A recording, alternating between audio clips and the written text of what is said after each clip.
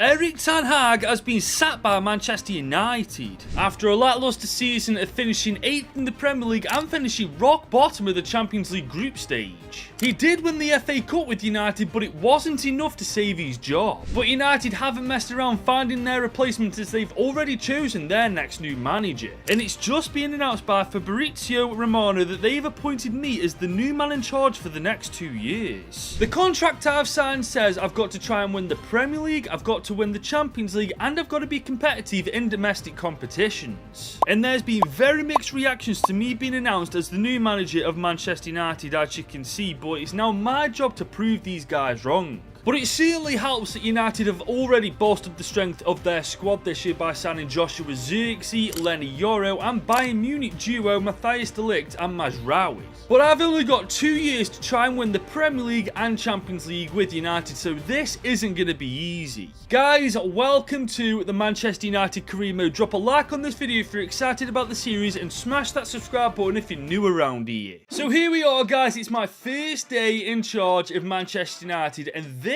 is the starting team that we've inherited from Erik ten Hag. And there's a serious amount of quality in this team already. For example, Bruno Fernandes, our captain in that attacking midfielder role. There's Garnacho on the wing, who last year proved why he's such a good player. There's also new signing Matthijs de Ligt as well. Now, in fairness, it's our job to get the best out of this guy, because since he left Ajax, he hasn't really hit that form he once had, has he? And I think my job at United would already be in jeopardy if I didn't mention Kobbie Mainoo. What a player that the Red Devils have got on their hands with this guy. I would like to know what you think about me bolstering his overall by 2 or 3 though, because 72 overall seems a little low considering how good he was last year, both in the Premier League and of course in the Euros. However, whilst this team definitely has its fair share of amazing quality, there's also players that we do need to potentially get rid of. Marcus Rashford being one of them. Now, I'm not sure if United fans will agree with me saying this, but I feel like he is a good player, but he's got no consistency, not a good attitude, and definitely no work rate, man. I don't feel like he belongs at United anymore. I feel like we need to get rid of him. There's also Jadon Sancho, which is a little bit tricky because we did see him come out of his shell a bit and perform well at Dortmund, but I just don't feel like him in United mix. And that, to be honest, really is a shame, but I've only got 2 years with United. I can't really muck around with players that are going to drag United down, so I feel like we do have to part ways with him. And then, of course, there's Antony, one of the worst transfers in Premier League history, and I'm not exaggerating when I say that. This guy's been absolutely awful. Antony's on the transfer list alongside all these other players that I don't feel really have a future at Manchester United under my management. Now, you will have noticed I've put Leny Yoro on the transfer list for a loan move. Now, I know this may not go down well with you United fans, but just hear me out. I don't see Leny Yoro getting ahead in the starting 11 of Martinez and Matthijs de Ligt. I just don't think it's going to happen. And right now, he won't even fit into being a squad player because we've got Rafael Varane and Lindelof as our backup centre-backs. But Leny Yoro is only 17 years old. It's an exciting prospect and already 77 rated, so he is hoping when he comes back off his loan move, he'll come back a far superior player to what he is now, and he'll somehow fit into the team. But in terms of improving the team, guys, we've got over 200 million to spend. The world is literally going to be our oyster. But just as I settled into my new office, Bruno Fernandes has come in to have a chat. Boss, I want to be the first to welcome you to United. The players are excited for the new season and we can't wait to get started. But if I may, I don't think you should have told the press about who you're going to sell before you addressed the team about it. I replied saying, what do you mean by that? I haven't spoken to anyone about that, never mind the press. Has somebody been spreading rumours? And Bruno replied saying, no, I've seen it on social media. I hope you're ready for what's to come, Gaffer. It looks like you got your hands full already. God, he wasn't joking either, guys. The Zone have made a report on it. I mean, to be fair, the report itself isn't too damaging, but it's still not good that information's been leaked. But Sky have done a report too, and this one's really stirring the pot. This is bad, guys. I haven't even had a training session with them yet, and this has already happened. But that's out of our control now. It's out in the open. People know what we can do is focus on what we can control, primarily our tactics, which right now is on standard. standard. I mean, there's a few options, these wing play, these tiki-taka, these gegenpress, which is my personal favourite. However, I am leaning towards wing play with United. I mean, we've got Garnacho on one side, we'll have somebody far better than Anthony Rashford or Jadon Sancho on the other. I feel like wing play is the way to go. And as you can see, guys, I've already added coaches to our coaching system. Now, I don't personally buy any coaches less than 4 stars because over the season they do get better even if they are bronze, but as the season progresses, you better believe we're going to be adding more coaches to our system. Now, this is really interesting, guys. Man City have put a bid in for Luke Shaw for 29 million. Now, the fact that City are after him of all teams means I'm definitely rejecting this, but honestly, I don't think I'm going to sell Luke Shaw anyway. I've definitely got no intentions to. In my opinion, he's actually one of the better defenders United have got. And Real Madrid want Rasmus Højlund for 26.4 million. Are they honestly for real? They must be living in Dulali land to think I'd sell a player of Rasmus Højlund's talent for that little, man. They can get stood on. But whilst we're getting flooded with transfer offers for our players, we've got all this money to spend, and I feel like the first thing that we do with this money is find a winger. Because remember, we're selling Marcus Rashford, Jadon Sancho, and also Anthony, and the other replacements we've got are Pellistri and Diallo, and whilst they're good in real life, they aren't right now what we need to take us to that next level. But Ousmane Dembele definitely could. I mean, he's in his mid-20s, he's a very, very good player, and he's absolutely rapid.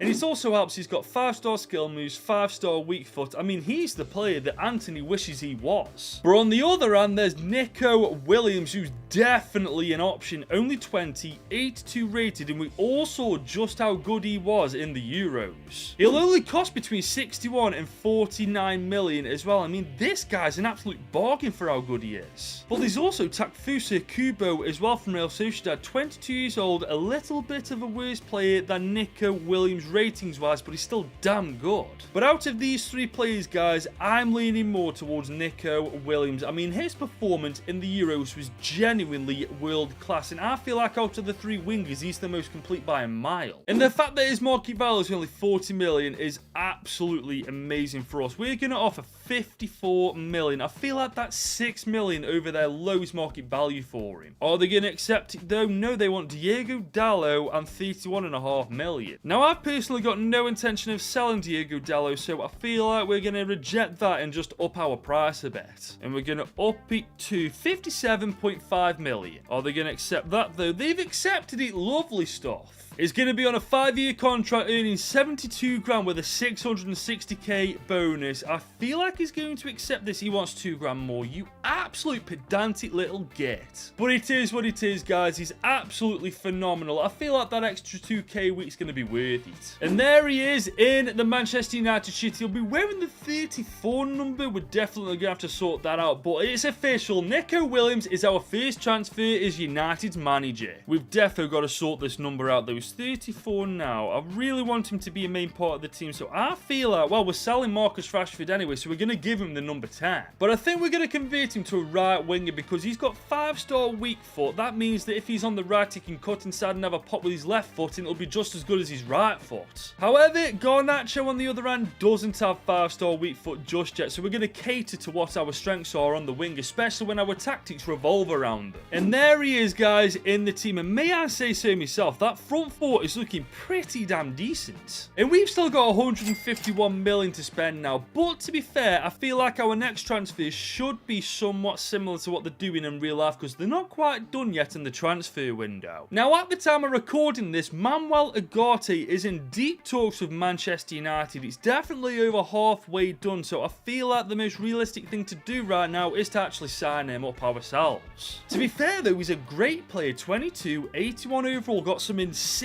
well-rounded stats for a holding midfielder. I mean, this one I don't blame Man United for. He's a great player. We are going to be offering around 43 million for him. His lowest value was actually 39 to a record. Okay. We've got a chance to get rid of Marcus Rashford right now. I don't mind if I do. I tell you what though, let's lower it to about 10 million and see if they'll go for that. Will they? 13.7. Okay, I don't want to give them 13.7 because I'm very, very petty. Let's see if they'll go for 11.5 instead. Nope, they're going 30. Do you know what? Let's just freaking pay it. Why not? We want to get rid of Marcus Rashford, and this is how we do it. And it's done, guys. Manuel Ugarte has signed for United. I mean, 2 players in, and we've only spent like, what? I actually can't remember how much we spent on our first signing, but I think it's over 60 million we've spent on 2 players. That isn't bad business at all. And him, alongside Kobbie Mainoo in that holding midfielder role, honestly, I reckon they're going to boss the midfield.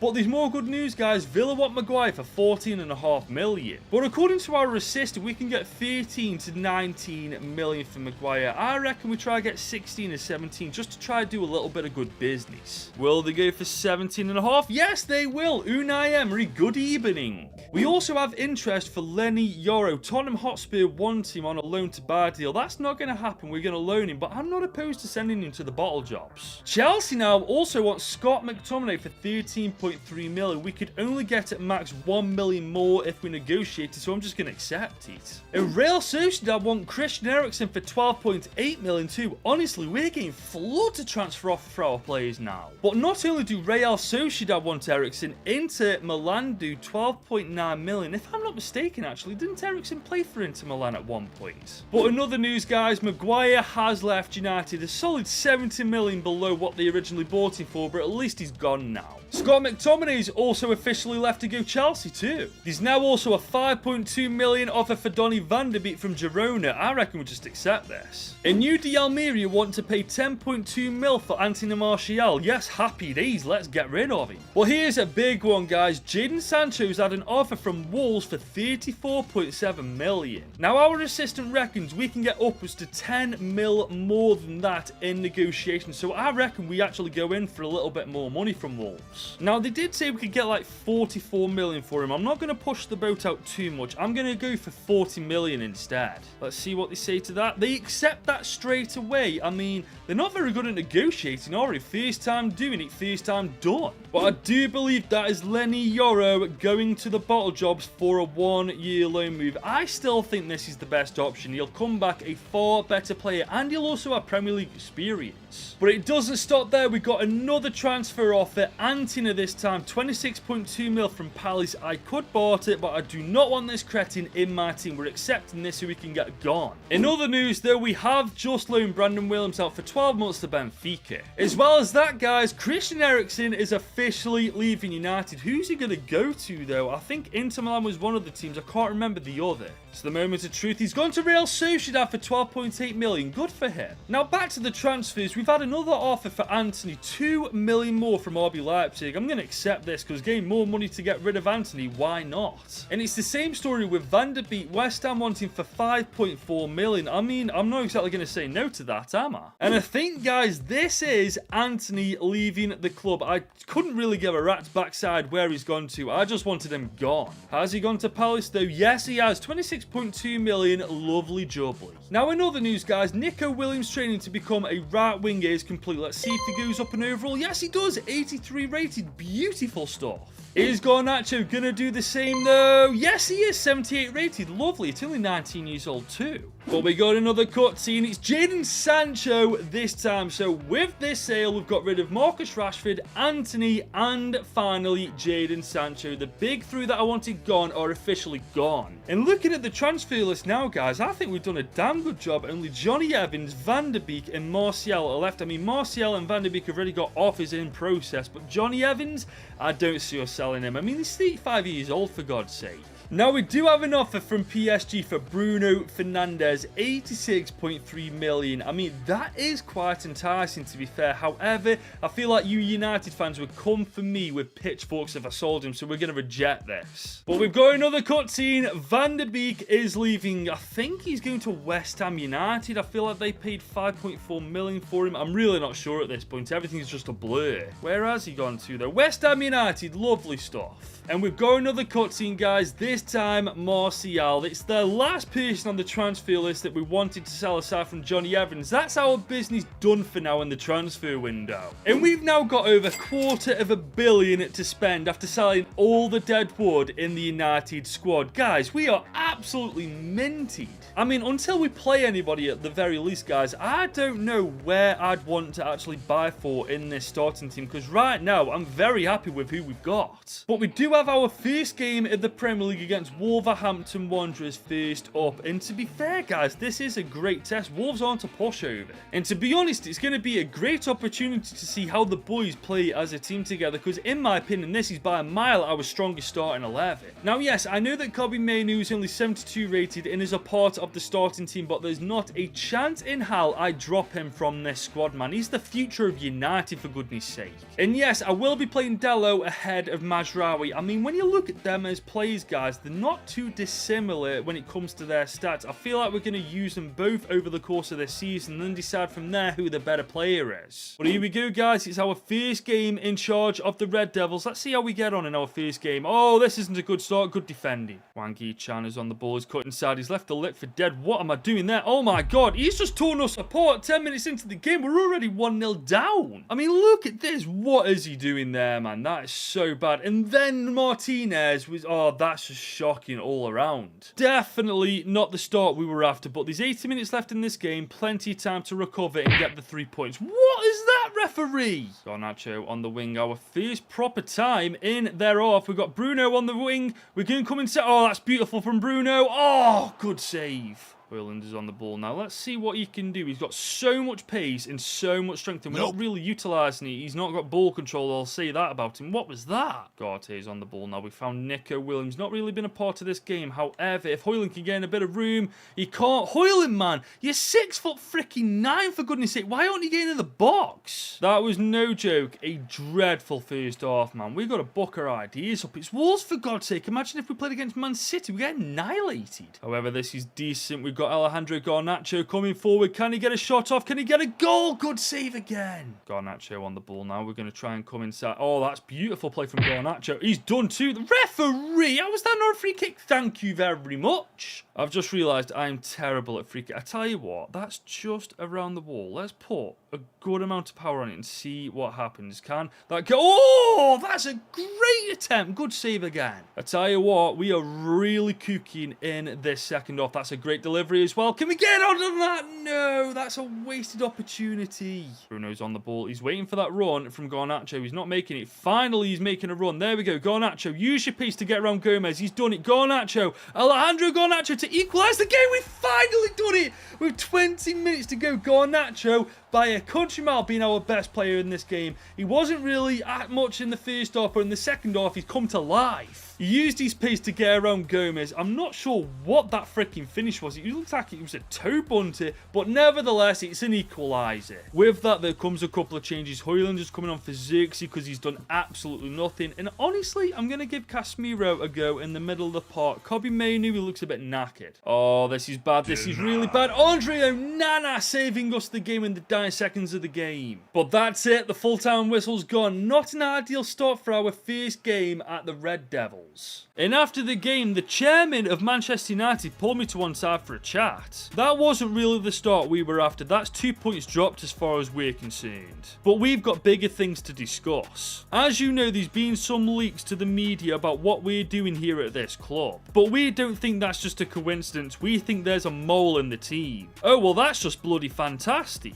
Do we have any idea who it is? At this time, we don't. It could be anybody. We're going to do our part in trying to figure out who it is, but we want you to do the same. And as soon as we find out who it is, we're getting rid of them as soon as possible. I mean, guys, it could literally be anybody. I personally don't feel like anybody in this team is capable of doing that. To be fair, we could be looking in a totally different direction. It could be one of the coaching staff for all we know. But there's no time to dwell on that. We've got to focus back on the game ahead, and our next game is against the ball jobs. We definitely need a better performance than what we put up against Wolves. Otherwise, we are we're in serious danger of getting our backsides completely handed to us. But here we go. We got man of the match, Garnacho from the last game on the ball. We're going to try and find Bruno cutting to... Oh, that's beautiful. That's got to be 1-0. What a start to this game. Away from home, we go 1-0 up inside 15 minutes. Bruno Fernandes with the goal. El Capitano himself. Once again, Garnacho with the freaking lead up to the goal. Bruno, beautiful first touch. Keep it, no chance. However, here come Tottenham Hotspur. Oh, that's a great bit of defending from Martinez. Good stuff, lad.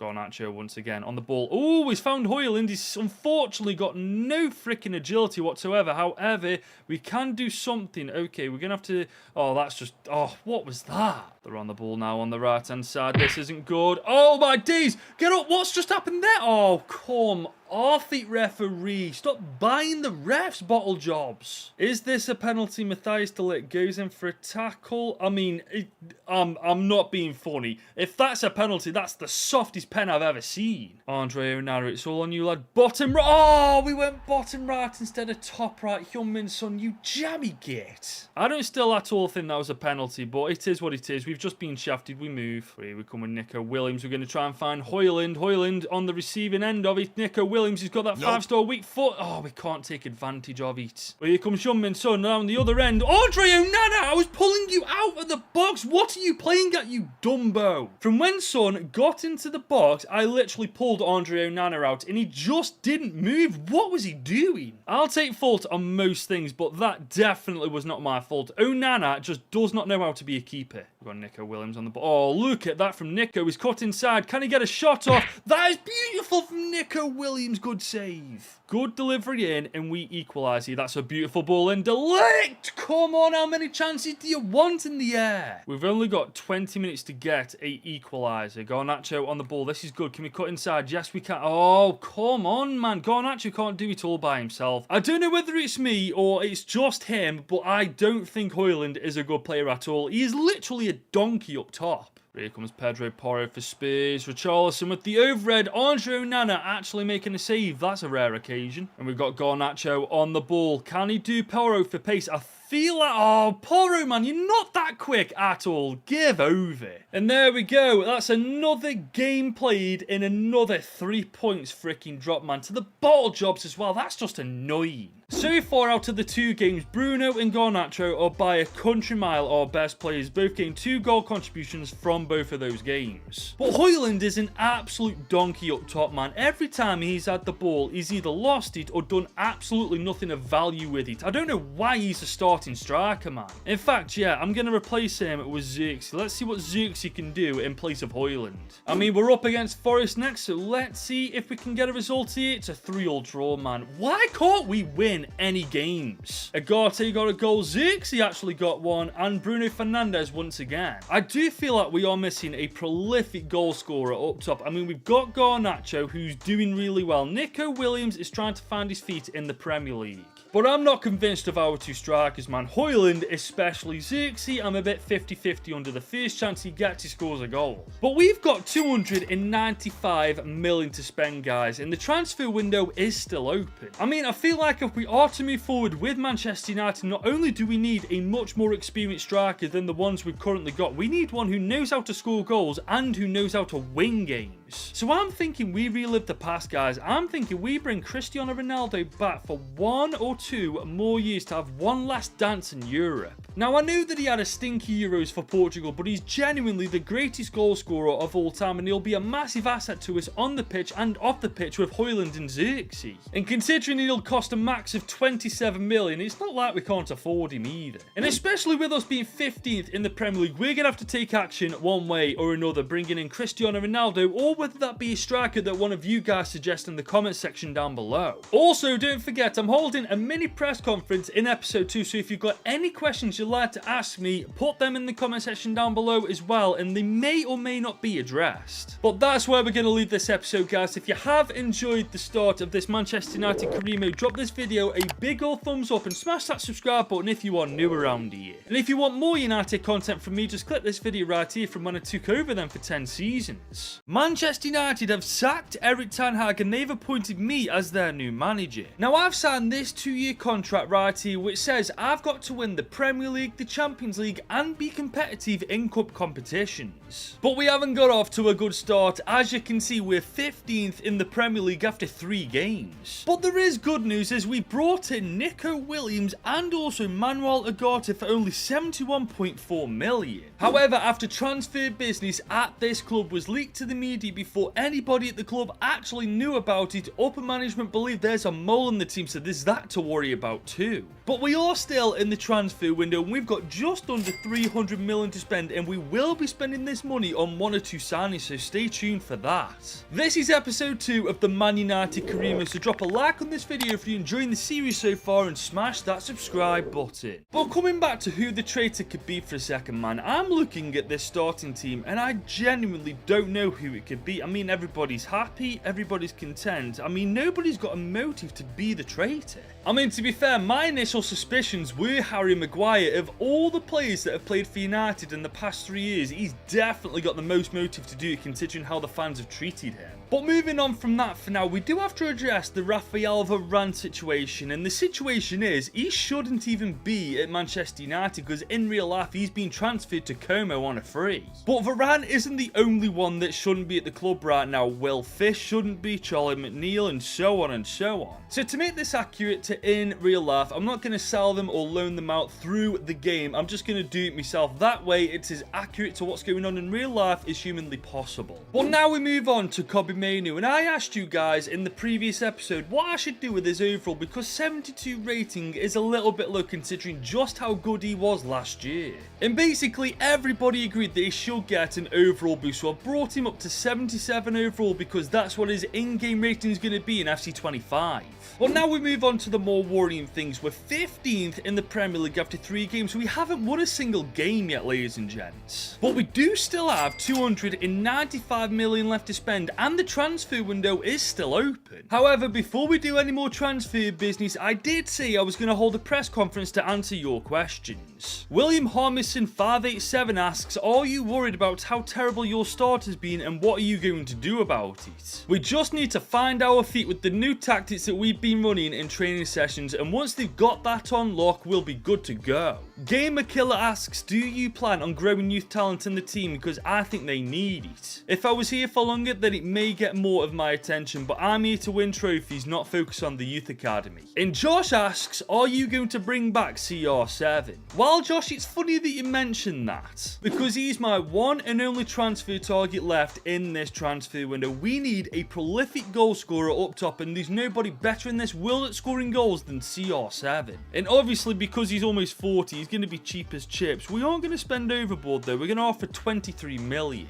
Are they going to accept that first time? Yes, they do. Welcome home, CR7. And there he is, ladies and gents, returning to Manchester United for one final run in Europe. The thing is though, his last stint at United didn't exactly end on good terms, so it's going to be pretty interesting to see how he is on his return. So with that being said, I've just brought him into my office for a little chat. Ronaldo, I'm very happy you've decided to rejoin Man United. I know that the last time you were here wasn't exactly amazing, but I'm hoping that we can just have a fresh start. He replied saying, Goodwin, I'm actually really happy to be back playing for Man United. I didn't exactly have a good time in the Euros, and people have really begun to disrespect me because of it. This is my chance to not only help the team, but prove the doubters wrong and prove that I'm still one of the world's best players. And there he is, guys, leading the lines up top. Honestly, I think this is going to be an absolutely game-changing signing for United. But guys, I've been giving me tactics a little bit of thought, and I don't think wing play is the tactic we should be running, especially with Ronaldo in the team. I think we should gegenpress instead, guys. The wing play kind of isolated our striker up top and focused our attention on both wingers. But now that Ronaldo's back at United, we've got to fit these tactics to get the best out of him, otherwise it's just a wasted transfer.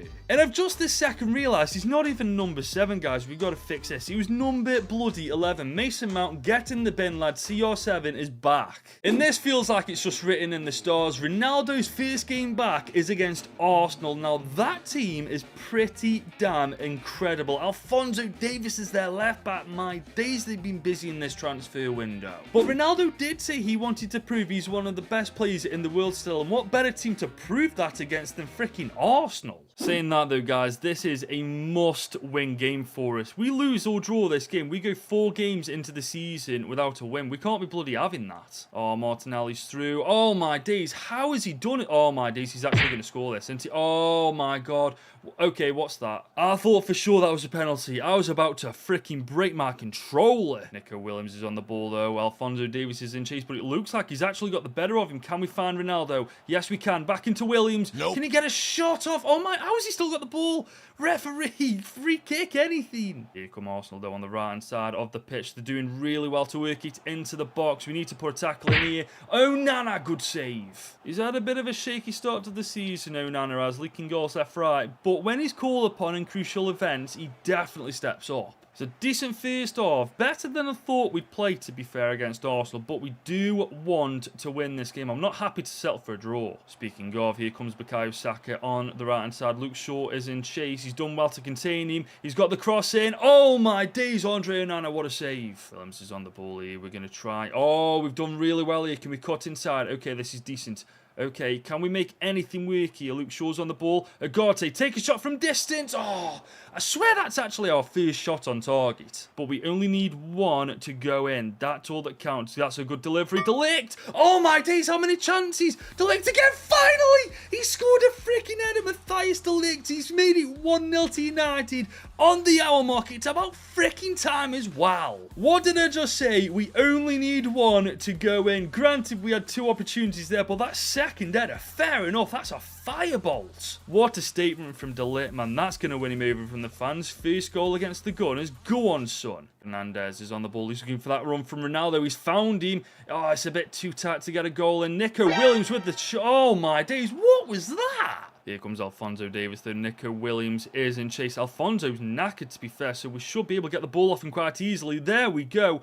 Williams is now on the break. And Williams has done really well. Look at him go. Oh, my God. He could literally score from travel. Oh, come on, you absolute buzzkill, Saliba. Here comes Arsenal, dying seconds of the game. We need to defend for our lives here. We can't afford anything stupid to happen. Thank God for that. We got the ball. Oh, no. What's happened there? No, don't you dare. Thank God for that. We've survived our game against Arsenal. That's our first 3 points on the board. Get in. And with that, guys, we jump up the table 3 spots. We've got our first win under our belts now. Now it's time to build on this. Now we are playing Brighton next at home at Old Trafford. Let's see what we can do here. Oh my lord, 4-1 to us. Agate, Bruno Fernandes, Agate and Bruno Fernandes again. Fair enough. Now, guys, we've got no Champions League football this year. We're instead in the Europa League because last year, despite finishing 8th in the league, Erik ten Hag's United did win the FA Cup. And surely we've got to smoke this group, man. Shamrock Rovers, Freiburg and Pendixspor. I mean, come on. We've got to wipe the floor with them. Our first game's against Shamrock. I'm going to leave the team as it is because everybody's quite fit anyway. Let's see what the first game result's going to be. A 2-0 win. Williams and De Ligt with the goals. I have to admit, I'm getting slightly concerned about Ronaldo. He's played 3 games and he hasn't actually scored one yet. I mean, he's got a decent average game rating, fair enough, but we do need to start seeing him score goals soon. Hopefully against Leicester City, to be fair. I mean, this is a golden opportunity for a lot of these players to get their confidence up and get scoring goals as well. But saying that, Leicester City coming forward. Andre Onana, good save from Leicester City once again. They're really coming forward with a vengeance. Indeed, great tackle from Lindelof. Ronaldo's found Williams Jr. Williams, he's got so much pace. Can we go 1-0 up here? There we go. The link up between CR7 and Williams Jr. Beautiful. Over the last couple of games, guys, Williams has really performed well. I think he's finally found his feet in England. Here come Leicester City. They're doing really well coming forward. Andre Onana, again, he's really determined to keep a clean sheet, isn't he? Here comes Nelson on the left-hand side of the pitch.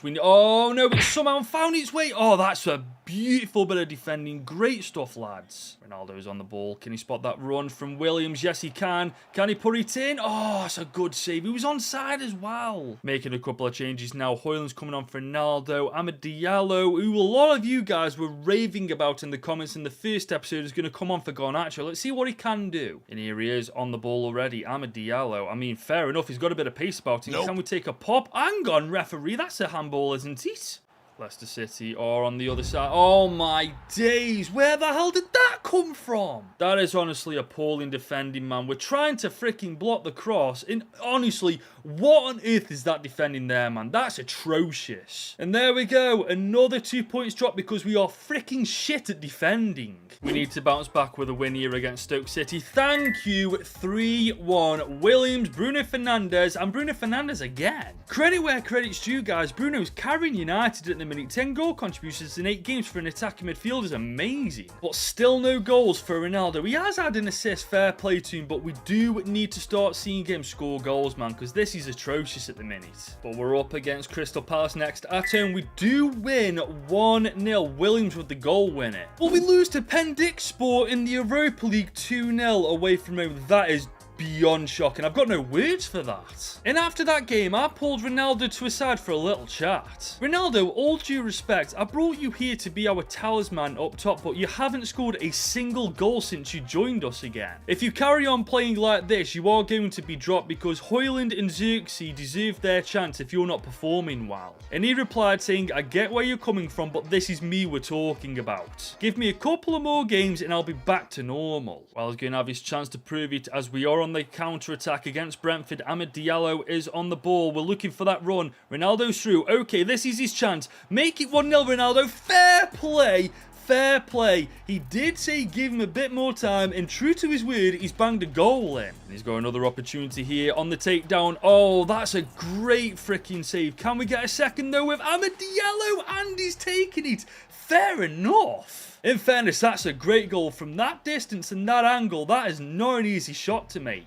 Ronaldo's on the ball. He's on his own, though. What can he do on his own? I don't know if he's got it in him. Oh, he actually has, you know. Let's take a shot. Oh, it's blocked. Fair enough. We're under attack now, though. Brentford are in behind. Lewis Potter's on the ball. Onana once again coming in clutch. Well, Ronaldo is through once again. He's one-on-one with the keeper. Can he get a brace? Of course he can. This is CR7 we're talking about here. And there it is. 3-0 win at home. Ronaldo with a brace. Beautiful. And just like that, guys, after a shaky start to the campaign, we are inside the top 4. We've got a long way to go before we're catching up to the bottle jobs, but this is definitely a step in the right direction. But a draw against Ipswich isn't what we're after, ladies and gents. We need consistency if we are to get UCL football and challenge for the title this year. We're back in Europe now, though, with a slightly rotated team. Can we get to win? Yes, we do. 3-2 against Freiburg. At the very least, it is another 3 points on the board. But we've got a big game next, ladies and gents. Man City in the Premier League, and that team is absolutely disgusting. Now, against Man City, we can't play the gegenpress. If we play this tactic against City, we're going to get annihilated. So instead, we're counter-attacking. We're going to soak up all the pressure that Man City are going to throw at us, and then we're going to hit them on the break. And on top of that, all 4 of our forward players are staying up, man. I don't want them coming back at any point in this game. If we're hitting them on the break, we need all 4 of our best attackers up the pitch already.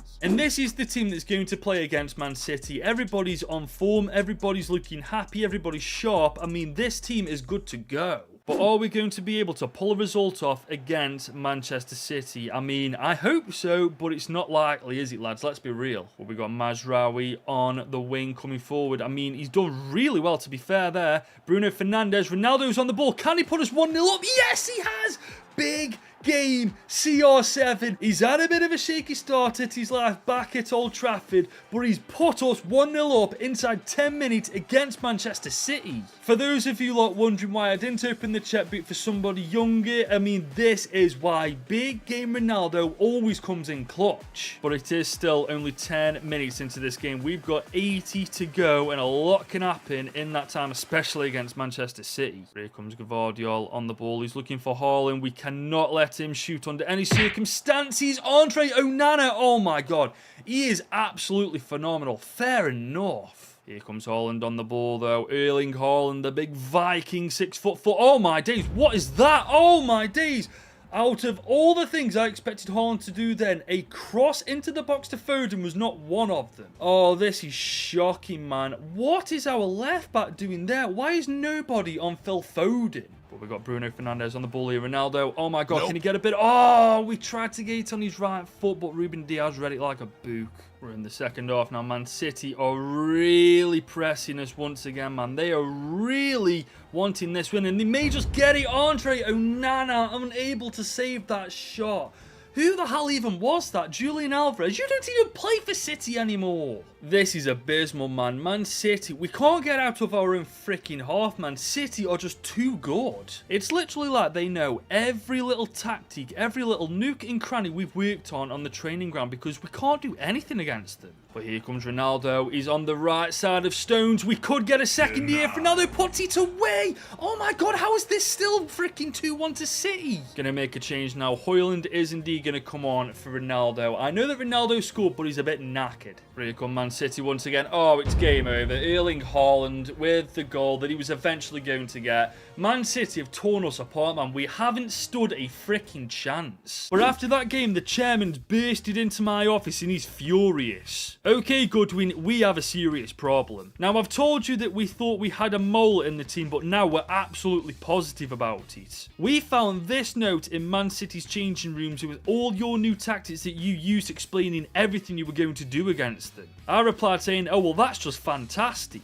Please tell me you know who's done this. The chairman replied saying, we have an idea, but we haven't got solid evidence right now, so we can't go pointing fingers. And this is the note he was talking about, guys. It's literally got all of our new tactics that we tried to implement against Manchester City. I mean, at the start it did work, but as the game progressed, it looks like they figured out everything that we're trying to do against them. This is bad, guys. There's somebody in this team actively trying to sabotage us at every single turn. To be fair, this might be why we lost to Pendixspor in the Europa League. I mean, who knows? This might not be the first time they sent a note to the opposing team's locker room. But for now, guys, there's nothing we can do about it. We've got to focus on what's ahead. And what's ahead is Reading away from home in the Cup. And we do win that game, courtesy of a goal from Nico Williams. And we pick up another 3 points against Fulham in the Prem. Luke Shaw, Mazraoui, and Williams again with the goals. But we're in the Europa League now, guys, against Freiburg. And I'm pretty certain if we win this game, we go through to the knockouts, either in the prelim round or straight through to the round of 16. But we've got Mazraoui on the ball. I see that Zirkzee run. Oh, that's a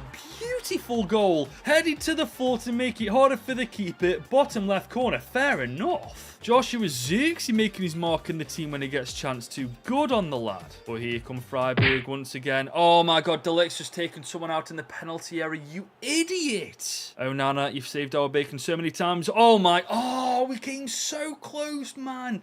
That second time in this series so far, he's came that close to saving a penalty when he's gone the right way. Still a long way to go in this game as Nico Williams is on a run. Oh, this should be 2-1, surely. Yep, there you go. No problem for Nico Williams burying that. Now, we do have a free kick here. We all know how amazing I am at free kicks, but let's see what we can do with Bruno Fernandes. Is this going to do... Oh, that's just freaking appalling, man. What is that? But nevertheless, a 2-1 win, and surely that's us through to the knockouts. Not yet, though, guys. We do still have 2 more games to play, but we're 1 point behind Pendixspor, who are, quite frankly, killing it right now. Back in the Prem against Southampton, though, we definitely need a win here, guys. And that's exactly what we get. Bruno and Garnacho with the goals. But we draw directly after against Everton. It's, again, man, consistency is our issue. If we consistently get wins back to back to back, we'd have no problems. To be fair, though, we are still inside the top 4. I mean, we're miles away from Liverpool, 8 points to be exact, but there's a long way to go. You never know. Back in the Europa League now, though, against Shamrock Rovers. This has got to be a whitewash. There we go. Ronaldo, Garnacho, and Bruno Fernandes. Fair play to Ronnie, getting himself a hat-trick. Seriously, though, fair play to Ronaldo. Since we had that talk, he's gone from 1 assist to 9 goals and 2 assists in 15 games. He's really stepped it up, hasn't he? But we can't overlook Bruno Fernandes, 8 and 9 in 20. And to be fair, Nico Williams is having a good season too. 7 goals and 5 assists and 19 for himself. I have to admit, though, I'm considering loaning out either Højlund or Zirkzee. I mean, in real life, Højlund is injured, so it's likely to be him. What do you guys think about this? If you're against it, let me know in the comments down below. But we're up against Newcastle next with 1 rotation. Mainoo out for Casemiro because he's a bit knackered. Let's see how we get on. A 4-2 victory. That's amazing. Bruno, Williams, Williams, Garnacho, and Williams again. But we do have a big game next, guys. Chelsea in the Premier League. To be honest, though, looking at that team, I reckon we quite easily beat them. We will need to make rotations, though. Højlund's coming on for Ronaldo. Amad Diallo's going to come on for Garnacho because he's tired. As for the rest of them, we'll just rotate in the game. Here come Chelsea, Raheem Sterling, and Kunku's on the ball now, though. Fernandes is on the ball. Oh, that's a great block from Lisandro Martinez. Here we come, though. Nico Williams is on the ball. Can we spot Højlund? Oh, that's a beautiful ball in. Oh, we should have taken a touch and had a volley with him instead of the header. Playing this ball around nicely to Mazraoui. We've literally just switched sides, haven't we? That's a great ball in, though. Højlund's there. Højlund, you freaking donkey. Put it into the back of the net. I literally hit the shoot button then as hard as I possibly could. You lot saying that Højlund's a good player on this game, you're freaking shouting out your backside. Here come Chelsea on the ball and Kunku. Oh my God, what has just happened to our defence? They've just partied like the Red Sea. We do have Nico Williams, though, coming up. This is a good chance to get one back. Højlund, please. Thank you. You actually acted like a striker. And thanks to that, lo and behold, you actually put one in the back of the net. Honestly, though, what a better play from Nico Williams. Right place, right time. Rasmus Højlund, fair play. Can you play like that from now on, please? Højlund is now on the ball. I'll tell you what, let's have a dink from distance. Oh, that's a good stop from Sanchez. Good shot from Højlund, too. We are going to be looking for Højlund on this corner. We get it on his head. It is in, but we can't find him. Okay, Amad Diallo. Back to Bruno. Bruno, good delivery in. Højlund, get on that ball. Oh, my days. Sanchez, good save again. Bruno Fernandes, one last chance for a goal-scoring opportunity. Nico Williams with the touch of an absolute brick wall. And that's it. The game's done. 3 points dropped once again. But after that game, I brought both Matthijs de Ligt and Lisandro Martinez into my office. This season, we've conceded far too many goals because either one of you two are fell asleep at the back. You both need to fix this from now on because the transfer window's right round the corner. And they both replied saying, we're trying our best, boss, but every time we play against a team, it feels like they know exactly what we're going to do every single time. Now, that isn't the response I was expecting from them, to be fair, so that clearly means that there's still somebody in this team sending notes to other teams that we're playing against. We just haven't seen them now. But we do move on to a 2-1 win against Bournemouth. CR7 and Garnacho with the goals. And we get another win in the Europa League, this time against top of the group stage Pendikspor, Williams, Bruno, and also Williams again with the goals. And that is actually the end of the group stage, and we've topped it with flying colours in the end. Pendikspor finished second, Freiburg go to the Conference League, and Shamrock Rovers crash out entirely without a win. But next up, guys, we're playing top of the Premier League, Liverpool, and obviously we are far away from them points-wise, but a win here would be massive. Here come Liverpool with Darwin Núñez. Mo Salah is on the ball now. We need to close him down because we know how dangerous Mo Salah can be. But then again, he's just run out of place, so maybe not that dangerous. Ronaldo's on the ball. We're looking for that return ball to Garnacho. We found it. He's done Trent for pace. He's all alone. I tell you what, if he could score it... Oh, good save, Alisson. Now, for some reason, Liverpool have just been given a free kick. Oh, my God. I'm sorry, Onana. You must... be on cloud cuckoo. How the freaking hell did you not save that? It was literally on your side, man. How do you not just tip that over the bar or something? That is honestly woeful defending. How the hell are you a professional keeper? And also, since when does Alexis McAllister do that? I've never once seen him score a free kick in my freaking life. And here they come once again, Liverpool on the... Oh my God, Salah's just torn us apart there. Andre Onana, good... Oh my God, what is going on here? Can we clear this ball for once? Thank you. Oh my God, what's that about now? Is that a handball in the penalty box? Genuinely, what was this over at Lindelof? Okay, I didn't see... You are not going to count that as a handball, referee. Oh my God, Liverpool have got you so far deep in their pockets. It's unreal. Mo Salah to take it. Come on, Onana. Oh my freaking God, he's gone the right way again and he's failed to save it again. Honestly, Liverpool 2-0 up. Referees in the back pockets. This is almost game over as soon as it's begun. Second half now, guys, and we need a freaking miracle, to put it bluntly, if we are to get back into this game. But then again, we've got Bruno Fernandes on the ball here. We can find Garnacho. We found him. Can we get a goal back here? Oh my God, Van Dijk, I actually hate you. Bruno on the corner, though. Can we get a good delivery in here? That's a good delivery. Ronaldo Ronaldo's... Oh my freaking God!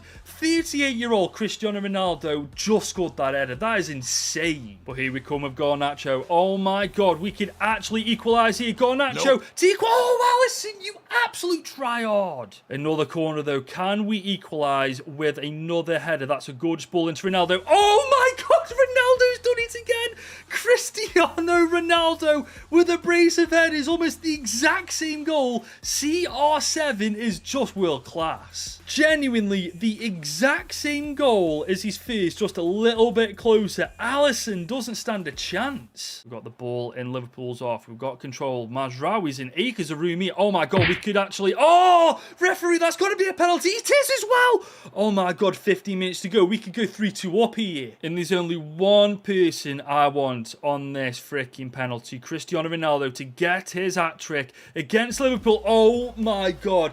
This is the most CR7 thing I have ever seen in my life, man. From 2-0 down to 3-2 up thanks to Cristiano Ronaldo. I mean, this is just what he does, isn't it? But now that we're back in front, we need to hold on to this lead, ladies and gents. We need to defend so freaking well just to make sure we don't concede again. But here comes Szoboszlai against Mazraoui. He's gone back post once again himself. Salah is on the end of it now. He's got a bit of room. Oh, Unmasking, good save. But here comes Garnacho. I feel like we just got to take it to the corner, man, just to run time down. But we don't have to. Ronaldo could get a fourth here. Oh my God, he's actually got a fourth.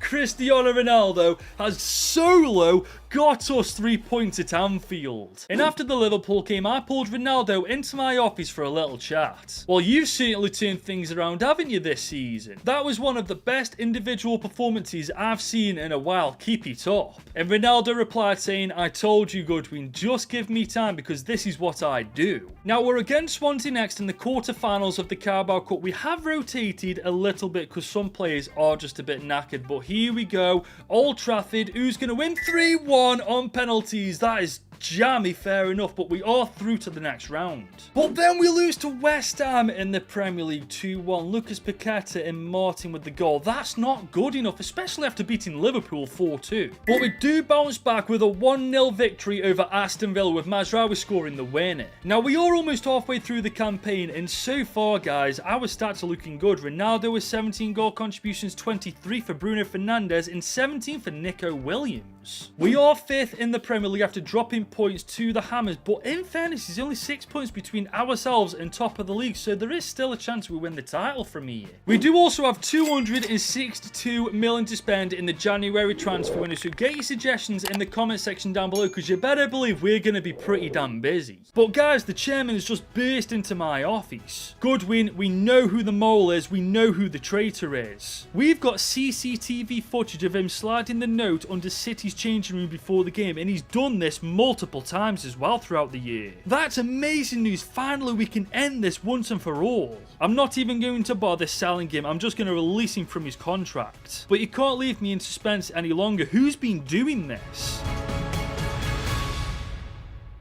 I've been in charge of Man United since September, and there's already been so many ups and downs. Now, we brought CR7, one of the greatest of all time, back to Man United, and he's already got 17 goal contributions in 22 games. We're also doing well in the Premier League. 5th in the league, we're sat 6 points behind Liverpool. But after months of being sabotaged by somebody inside Manchester United, upper management have finally figured out who the traitor is. And it is finally time to find out who's been doing it all this time. So drop a like on this video if you're excited to see who it is, and smash that subscribe button.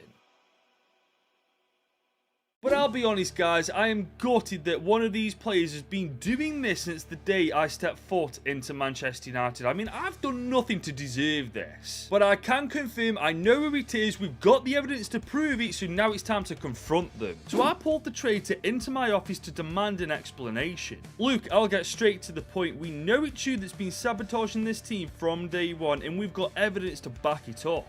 You've been caught multiple times on CCTV sliding notes into our opponent's changing rooms with our tactics on it. I think it's about damn time you explained yourself.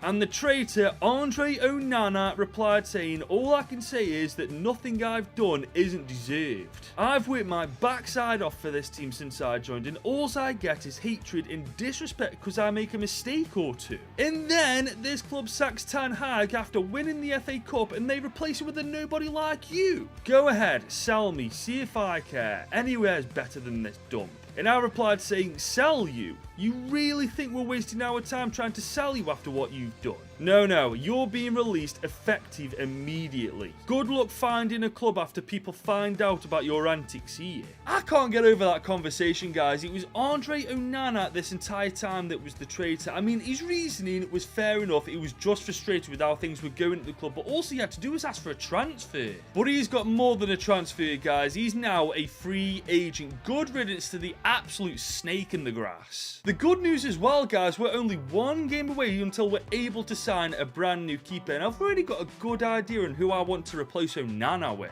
But after releasing Onana, Ronaldo's just come into my office. Goodwin, is it true? Was it Onana this entire time? I replied saying, unfortunately yes, but we just can't dwell on this. Despite his best efforts, we're actually having a fantastic season. But I'm going to need you, of all people, to step up now. When this gets out, team morale is going to hit an all-time low, and I'll be counting on you and a couple of others to keep the team from falling apart. But it's as I said, guys, we can't dwell on it. We've got to move on from it. We're playing Forest next in the Premier League with a pretty refreshed and rotated team. Let's see what we can and can't do. Oh my God, 4-0, Bruno Fernandes, Nico Williams, Bruno again, and Amad Diallo. And now after that game, we are thankfully in the transfer window. Oh my God, I've just realised in January, we're playing the bottle jobs 3 times in a row. What on earth is that for fixture making? Now, we do have over $250 million to spend on bringing in a goalie and other players if I choose to do so. However, before we get into any transfer business, I have been forced to hold a press conference. First question is from MWS, who said, what are your thoughts on Onana being the leak?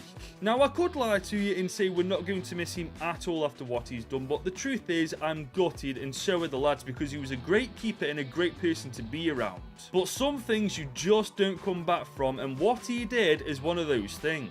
Gary Neville asks, how do you think losing a key player like Onana will affect the team? Well, it's like I've just said, not only was he a good player, but he was really well liked here. But we've got a strong squad full of leaders and winners, so I've got no doubt in my mind we'll shake this off and bounce back even stronger. And the final question's from Toby. How do you plan on moving forward without Onana? We're just going to keep doing what we're doing right now. We're going to work hard in training, work on our consistency, keep winning games, and hopefully by the end of this season we'll lift a trophy or two. And honestly, after what we've been through since September and where we're at now, I feel like we absolutely deserve to. But man, look at this. Sky Sports haven't wasted any time making an article about Onana. Honestly, I don't know where he's going to end up. Doing something like this is really going to tarnish your career. And look at DAZN's headline, Onana, who's the snake? Oh my God. Honestly, good luck to the guy, because he's not going to find a club with all these news articles basically tearing him apart.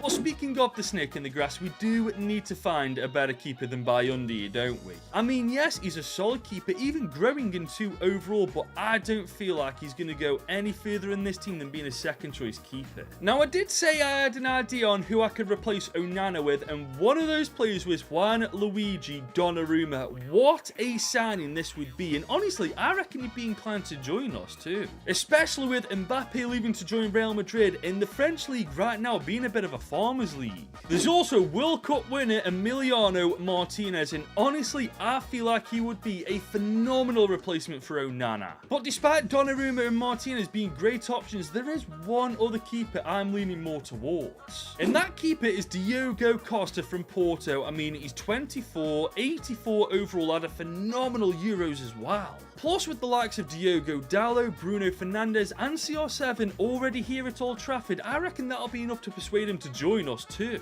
Now, I did check what he's valued at. It'll be between 50 and 61.5 million, but we've got over $250 million to spend. We're not exactly short for funds, are we? But having said that, I don't want to go overboard with the spending. So we're going to go with our first offer of 53 million. Are they going to accept that? Okay, they want Diogo Dalot and 20.1 million. Now, Dalot is a player I'm not getting rid of anytime soon. So we've removed Dalot from the deal. We're going to up it to 55.5 million instead. What did they say about that? Oh my god. Okay, I swear we only actually added 2.5 million to the original offer. But hey, who cares? It worked out a treat. Diogo Costa is officially a United player. He does have some big boots to fill with Onana being gone, but as long as he's not a little traitor, honestly, I think he'll be fine. And there he is in the Man United keeper kit. That's one thing off our to-do list done already in this transfer window. Another thing we've got to do in this transfer window, though, is bring Lenny Yoro back from his loan move to the bottle jobs. I mean, he's grown to overall. He's 79 overall at 18 years old. I reckon we bring him back and just rotate him in the squad.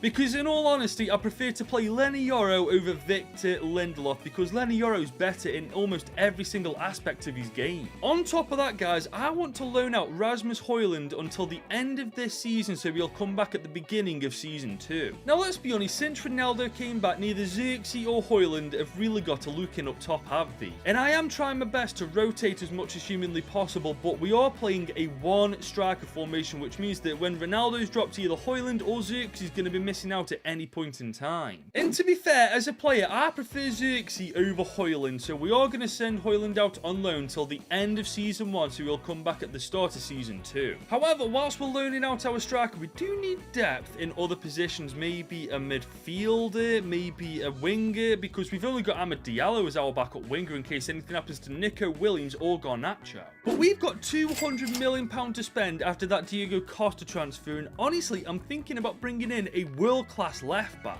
Someone in the comments mentioned to me that we're conceding too many goals from the wings, and he's absolutely right. Now, I don't think it's our right back because Mazraoui and Dalot are solid right backs, but Luke Shaw just isn't fast enough. To be fair, guys, we could train Luke Shaw to be a centre-back. It'll only take him 2 weeks, and his stats do look like a centre-back, and him and Lenny Yoro could then form a centre-back partnership. But never mind that for a second. I said I wanted a left-back who's world-class and, quite frankly, rapid, and who better than Theo Hernandez himself from AC Milan? A lot of you guys mentioned Theo Hernandez in the comment section, and given how poorly AC Milan are doing in the Serie A right now, I definitely think he'd be interested in a move to Old Trafford. Now, his market value is 65.5 million, so we're going to go for 73.5 million. I don't know if I'm overpaying, but I don't want to take any chances with this. I mean, we're about to find out one way or the other. Okay, we're definitely not overpaying. They want 89.9 mil as well as a 10% sell-on clause. Okay, you can keep the sell-on clause because I'll be long gone by the time they're thinking about selling him, but we're not spending that much. Let's go 78.5 million. Are they going to accept that? Okay, they do. That's a real jump down from 89.9 mil, but fair enough, I'm not complaining. And now with only 2 transfers and a bit of man management, we've now got 1 new left back, a brand new keeper, and 2 new centre backs. But get a load of this, Fabrizio Romano has just tweeted that Andre Onana's joined Manchester City on a free. I mean, to be fair, this does make sense considering he literally helped Manchester City beat us not too long ago. Honestly, good luck to City, you've got a rat on your hands with Onana. Now guys, I've been looking at our midfield options, and I do feel like we need to bring in another one because Mason Mount, whilst he is a half decent player, he's not a defensive midfielder, is he?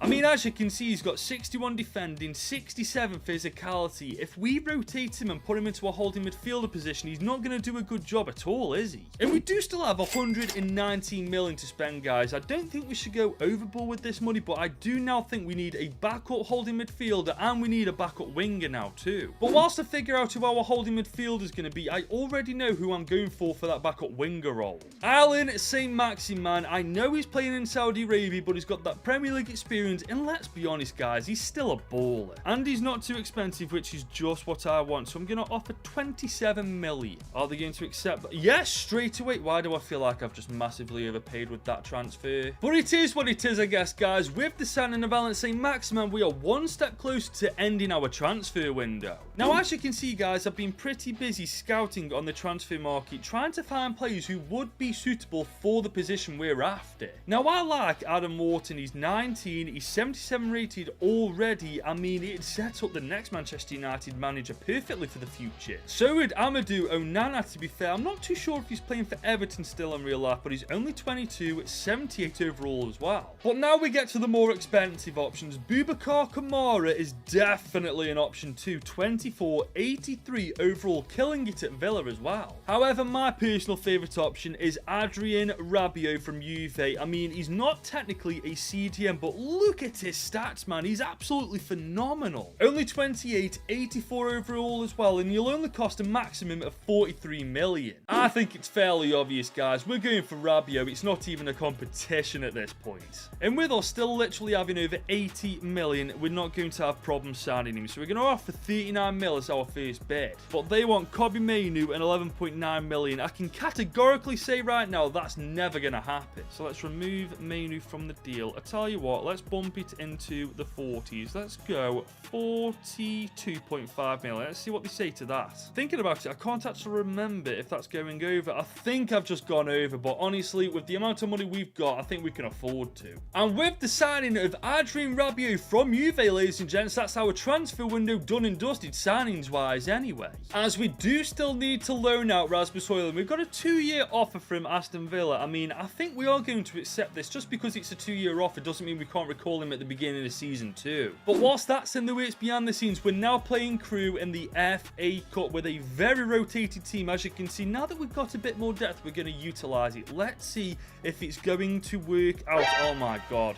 A 1-1 draw. Are you taking the mech? Amad Diallo with the only goal for us, man. Crew Alexander got a bloody draw against us. That's appalling. But coming back to the transfer business, Rasmus Højlund is officially going to Villa for a couple of years. Well, on the contract it says that we're going to bring him back at the start of season 2. I know this won't go down too well with you United fans, but I promise you this is definitely the right move. But we do have a big game next, guys. The Carabao Cup semis against Spurs. And that team, honestly, I reckon we wipe the floor with it personally. We aren't messing around this time. Our strongest team is out against them. Are we going to get a result? Yes, there we go. Ronaldo with a brace. Big game, Ronnie at 38. Go on, son. And we get a result against them in the Premier League. 3-1. Ronaldo with 2. Ronaldo with a hat-trick. Oh my god, he's just scored 5 goals in 2 games. What a baller. That means he's now got 22 goal contributions in 24 games, man. How do you drop Ronaldo for anybody when he's playing like this? Now, I don't know if you lot remember, but I was training Shaw to be a centre-back. Is he going to go up in overall? No, he's not. I'm actually quite disappointed about that. I thought he'd have gone up by 1 or 2 maybe. But we are back for the FA Cup replay against Crew. A little bit of a rotated team once again, but not too rotated this time, just to make sure we get the W.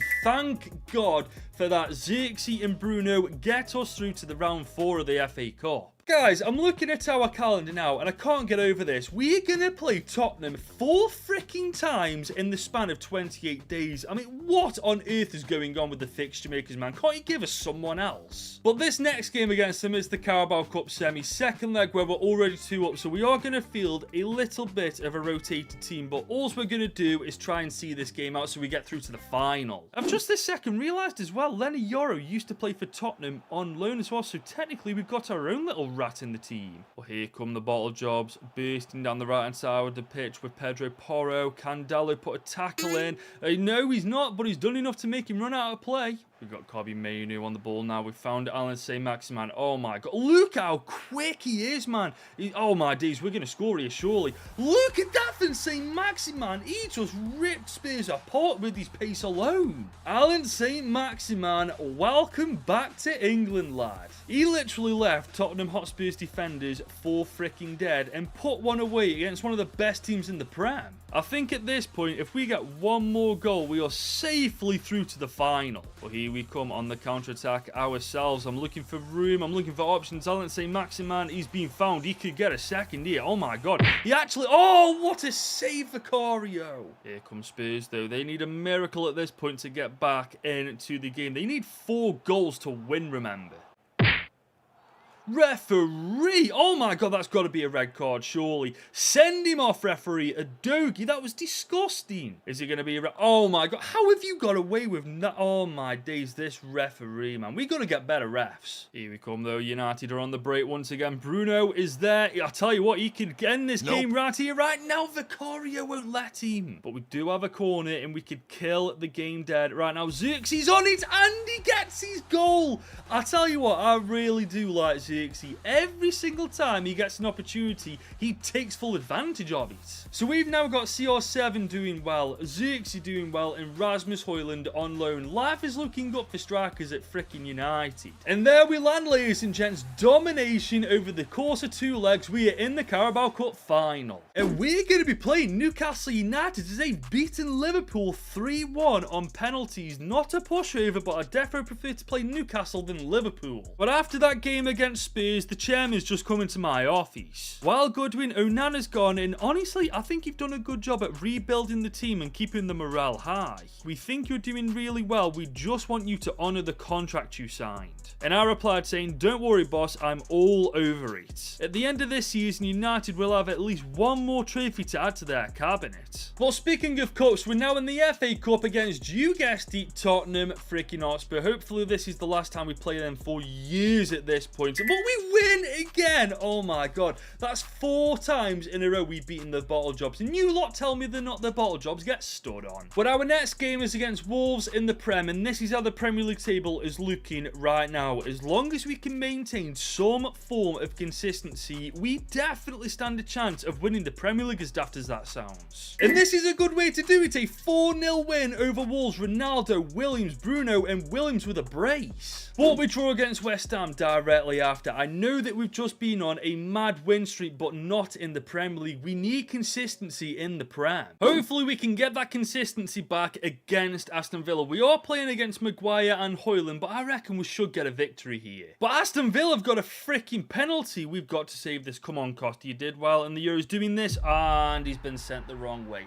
Freaking brilliant. Well, here Villa come once again. Ollie Watkins is away, Costa. Oh, you've just been freaking dink, lad. What you doing? Oh, I bet Onana's laughing his backside off at that, isn't he? Come on, Costa. You're better than that. Oh, but Ronaldo's got the ball now. He's taking it down. Can he get a shot off? That's a phenomenal save, Martinez. Well, that's it. Full time. And not only do we not get consistency, we drop 3 points. And we've gone from 6 points behind Liverpool to 9. I mean, I don't think we're going to win the title this year. Our best bet is the top 4, because that's definitely not out of our reach. But we do get 3 points against Southampton with a 3-0 win. Ronaldo and Bruno with the brace. But next up, guys, is the big one, the Carabao Cup final against Newcastle United. We have an actual chance here, thinking about it, to win our first trophy in charge of United. Got a ball through to Nico Williams. Target is in chase, but Nico can get past him dead. Look at Nico Williams go. Oh my god, he can make it 1-0 just like... Oh my god, Nico Williams is insane. Nico Williams with a solo goal from basically the halfway line puts us 1-0 up in the final.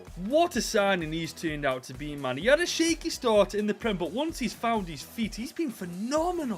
We can't take a foot off the gas, though. It's still 0-0 in my eyes. We need to make this a long day at the office for the Geordies. Here come Newcastle United, though. Oh, they've done us for a kipper there. De Ligt, is he on it? Yes, he is. Good lad, De Ligt. But they've got the ball right back. Oh, they've got a chance here, and they've taken it. They're right back in the game. Jolinton with the goal. 36 minutes on the clock. It's an equaliser. That is poor defending from us, though. We just couldn't get rid of the freaking ball, man. I think we need to learn to boot it up the pitch sometimes. You got Nico Williams on the ball here. Has he got the pace to do the entire Newcastle backline? I think he does. Do you know what else he's got? He's got Ronaldo in his sacks. This is surely got to be... Oh my god, Ronaldo.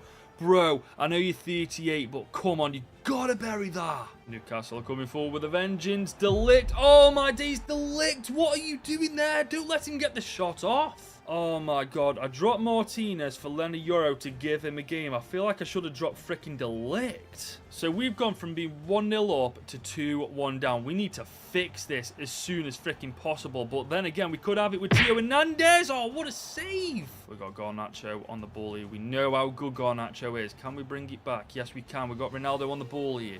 Can we bring it back again? Fernandez. Can we see anybody inside? It's blocked again. We got Bruno. We do have substitutions waiting to come on, but we do have Nico Williams here. Ronaldo's on the ball now. Can he come inside? Oh my God. He can equalise. Oh my days, Ronaldo, bro. That's 2 opportunities that you should have put away now. Castle coming up. Newcastle United. Oh my God, we need to get this ball out, get one more attack in. But that's the full-time whistle.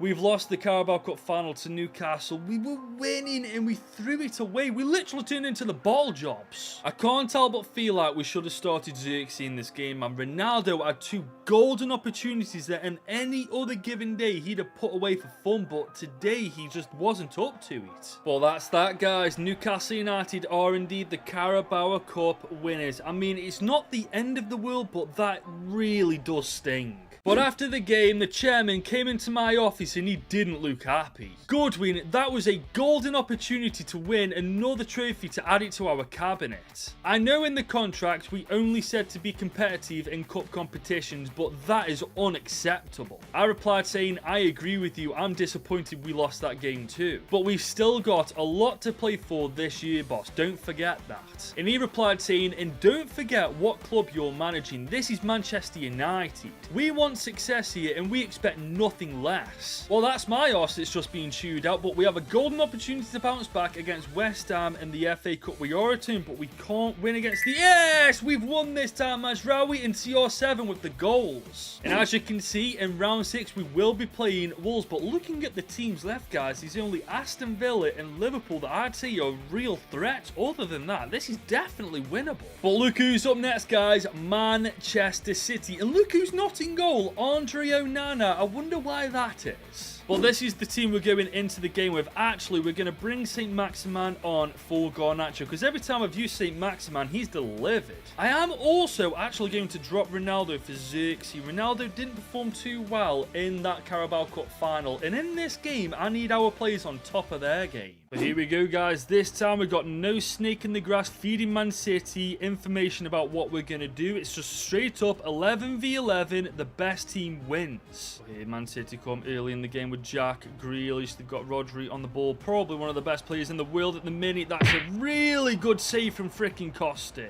Do have Nico Williams on the ball now. Oh, he's still got the ball, to be fair. Fair enough. He's got Rabiot on the ball now. Casemiro. Room. Can he see it? Oh my God. What a strike from Casemiro. That was a rocket into the top left bins of the goal. Get in. But guys, we can't get out of ourselves. We went 1 ahead last time and we ended up losing 3-1. We've got to keep our foot on the gas. Here Man City come on the left hand side of the pitch. Jack Grealish is indeed on the ball. We need to close him down, guys. He's not... Oh, he's gone through all of his... Good save, Costa. But here comes... Oh, no, Erling Haaland's on the ball. Oh, my God.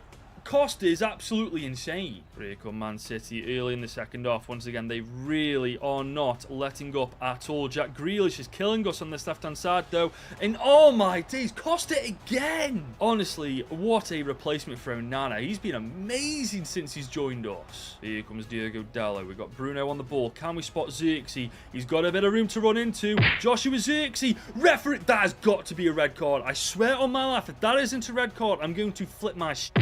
Gavardiol, you've got to be sent off. Oh, there we go. Thank God for that. That is genuinely justified. Look at this, man. If Vardiol does not put a tackle in there, it's 2-0 to United. But it's definitely not going to be 2-0 to United here. Bruno is on the free... I tell you what, let's do this. Okay, let's put about 3-4 bars of power on it. Let's see if we can get it. Oh, come on, man. I am so bad at free kicks. But we do have Dalot on the ball now. It's 3 against 2. If we work this right, we go 2-0 ahead. Oh, my God, this is perfect. Joshua Zirkzee, he's put it away. 15 minutes to go. Joshua Zirkzee has ended this game. What a better play, man. Joshua Zirkzee. Honestly, I love this guy. Every opportunity he's had to show us why he deserves to be in the team, he's taken it. And to be honest, it could be even worse for freaking City. Oh my God, it is going to be as well. Zirkzee's going to get a brace. We've just dismantled Man City just like that.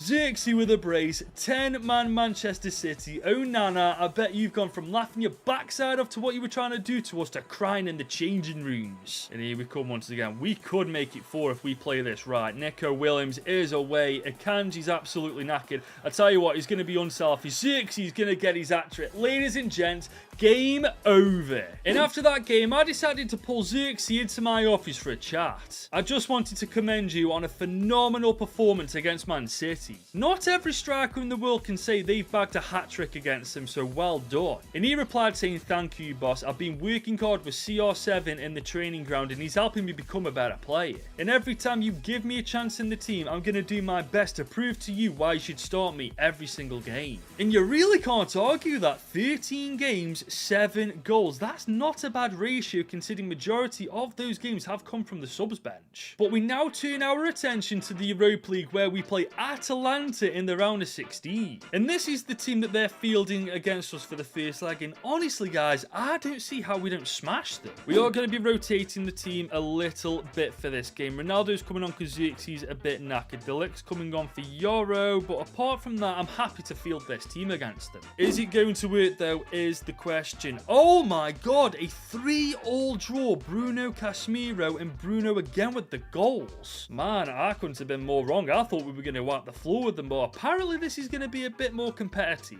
But we do bounce back with a 1-0 win over Everton in the Premier League. Bruno again with the goal. And we're now inside the top 4 very comfortably with a game in hand, man. As long as we don't mess up too much from now till the end of the campaign, we should have UCL football in Season 2. But for now, at least, we can't worry about UCL football as we've got the second leg of the round of 16 Europa League tie against Atalanta now. Rabiot's got a bit of room. Can he take full advantage of it? Good save. Mason Mount on the corner. We have given him a bit of a run out. Oh, what a freaking chance gone at Joe. Mount on the corner once again. We're going a bit deeper this time into the box. Oh, that's good. Oh my God, how many chances are we going to miss before we freaking score? Nico Williams on the ball now. Ronaldo has just received it, but he's going to give it back to Nico Williams. He's got so much pace. Can he put us 1-0 up? No, we can't. Honestly, I don't know why we can't score, man. Ronaldo is coming forward now. It's almost half time, but we could get a goal on the stroke of it. Oh, that's beautiful. Oh my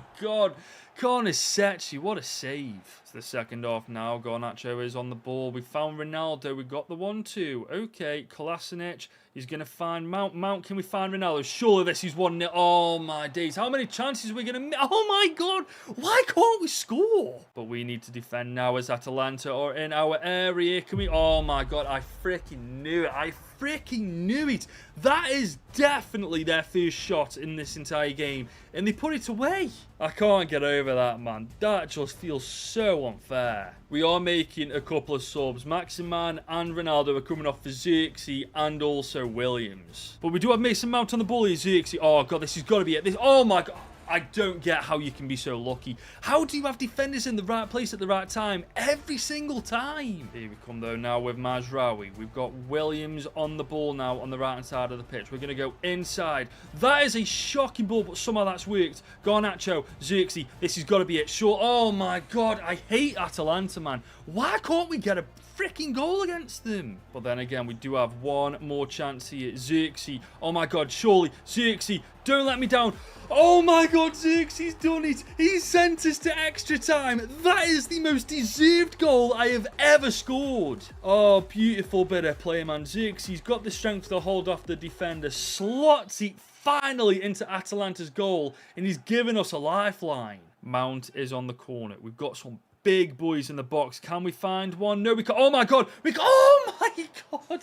What do we have to do to get in front of this game? Mount again on the corner. We're going to go a bit deeper. That's a gorgeous ball. And Casemiro, we freaking done it. Oh my God. That is so deserved. We've killed Atalanta. Money Mount with 2 assists in this game. Fair play. He stepped up to the plate whilst we've rested Bruno. What a freaking goal. We had not better mess this up now that we've worked so freaking hard to get in front. But they've got Charles Di Catalera on the ball. Oh no, they've got Ama Traore in the middle of the pot. Get it away. Goal line clearance, something. Don't let that go in. Oh, you taking the mick? I cannot believe that, man. I am so close to being done. How on freaking God's earth do you not clear that as a defender? That is outrageous how bad that defending is, man. I mean, he gets the freaking shot off. It bounces. Why are you not overhead kicking that out of the freaking area? But we do have one more chance with Garnacho. We might actually do it. Oh my God, we could actually do it. Nico Williams. We got Rabbit. Hang on, what's that? Oh my God, is that a penalty? Oh my God, it's a handball in the box. It's a freaking penalty. We've got a lifeline. Zirkzee, do not let me down, for goodness sake. We are going to go bottom left. Oh my God, we've done it.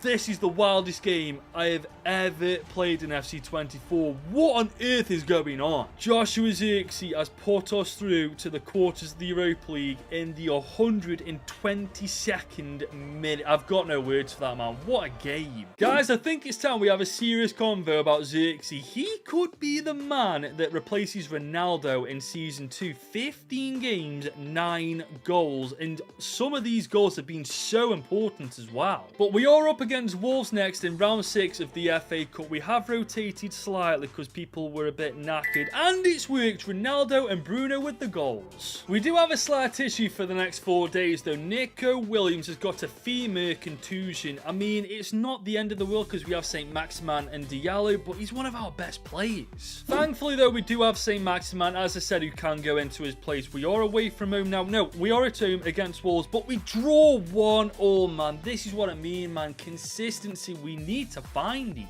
But we do bounce back with a win over Brentford. Zirkzee, Casemiro and Garnacho with the goals this time. Now this is the table as it stands with 2 games in hand. We are 4th in the league, 1 point above Arsenal. I would say as long as we win those 2 games now, we're in an exceptional spot right now. But one of those games in hand is against Chelsea. Now if I remember correctly, they beat us the last time we played them, but right now we are a far superior team than the last time we played them, so hopefully we can reverse this and get the 3 points. Here come Chelsea. They're really pressing us on the left hand side of the pitch. He's done really well there, and they get a goal just like that. Who is that? And Kunku, come on, man. Boy, here they come now with Enzo Fernandez. He's got so much room to work into. Oh my God, that is absolutely freaking shocking from us, man.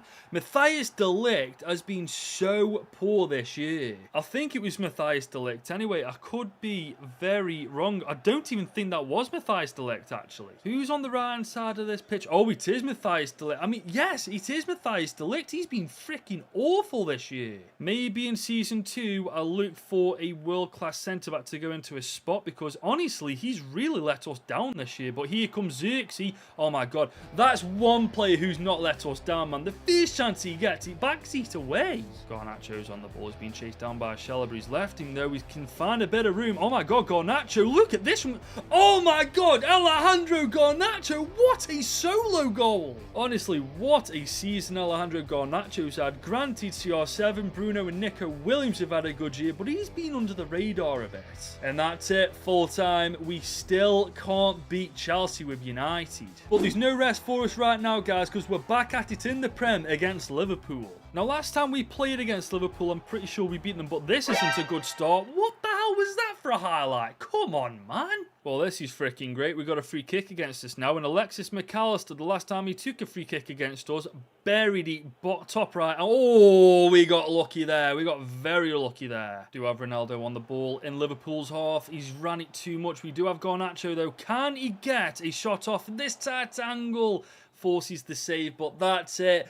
Liverpool beat us at home. It's another 3 points dropped. And we've actually dropped to 5th place, man. We do have a game in hand, but realistically, losing the last 2 games has really done us over. But moving our attention to the Europa League again, look who we're facing in the quarters. Bayer freaking Leverkusen, my old friends from FIFA 23. And luckily, as you can see, our strongest starting 11 is all fit and ready to go. Let's hope it will be enough to be... Oh my God! god, we have indeed done it as well. Garnacho will be suspended for the second leg, but we have got the advantage. And we pick up another 3 points in the Premier League after beating Bournemouth 3-0. Zirkzee, Ronaldo and Bruno Fernandes with the goals. This still leaves us 5th in the league, but we do have a game in hand over Arsenal, so providing we win every single game till the end of the season, we will finish inside the top 4. And this is how the team is looking headed into the final stretch of season 1. Let me know in the comment section down below where you think I should focus on improving the team in season 2. I know that we're not at the end of this season yet, but I want to plan ahead. Now, as I've said, I don't think we need a striker. Zirkzee looks like the man to take Ronaldo's spot next year. He's got 12 goals in 19 games, most of those appearances as well coming from the subs bench. But that's where we're wrapping today's episode up. If you have enjoyed, be sure to leave this video a like and smash that subscribe button if you're new around here. And make sure you're tuning in Sunday afternoon for the season 1 finale.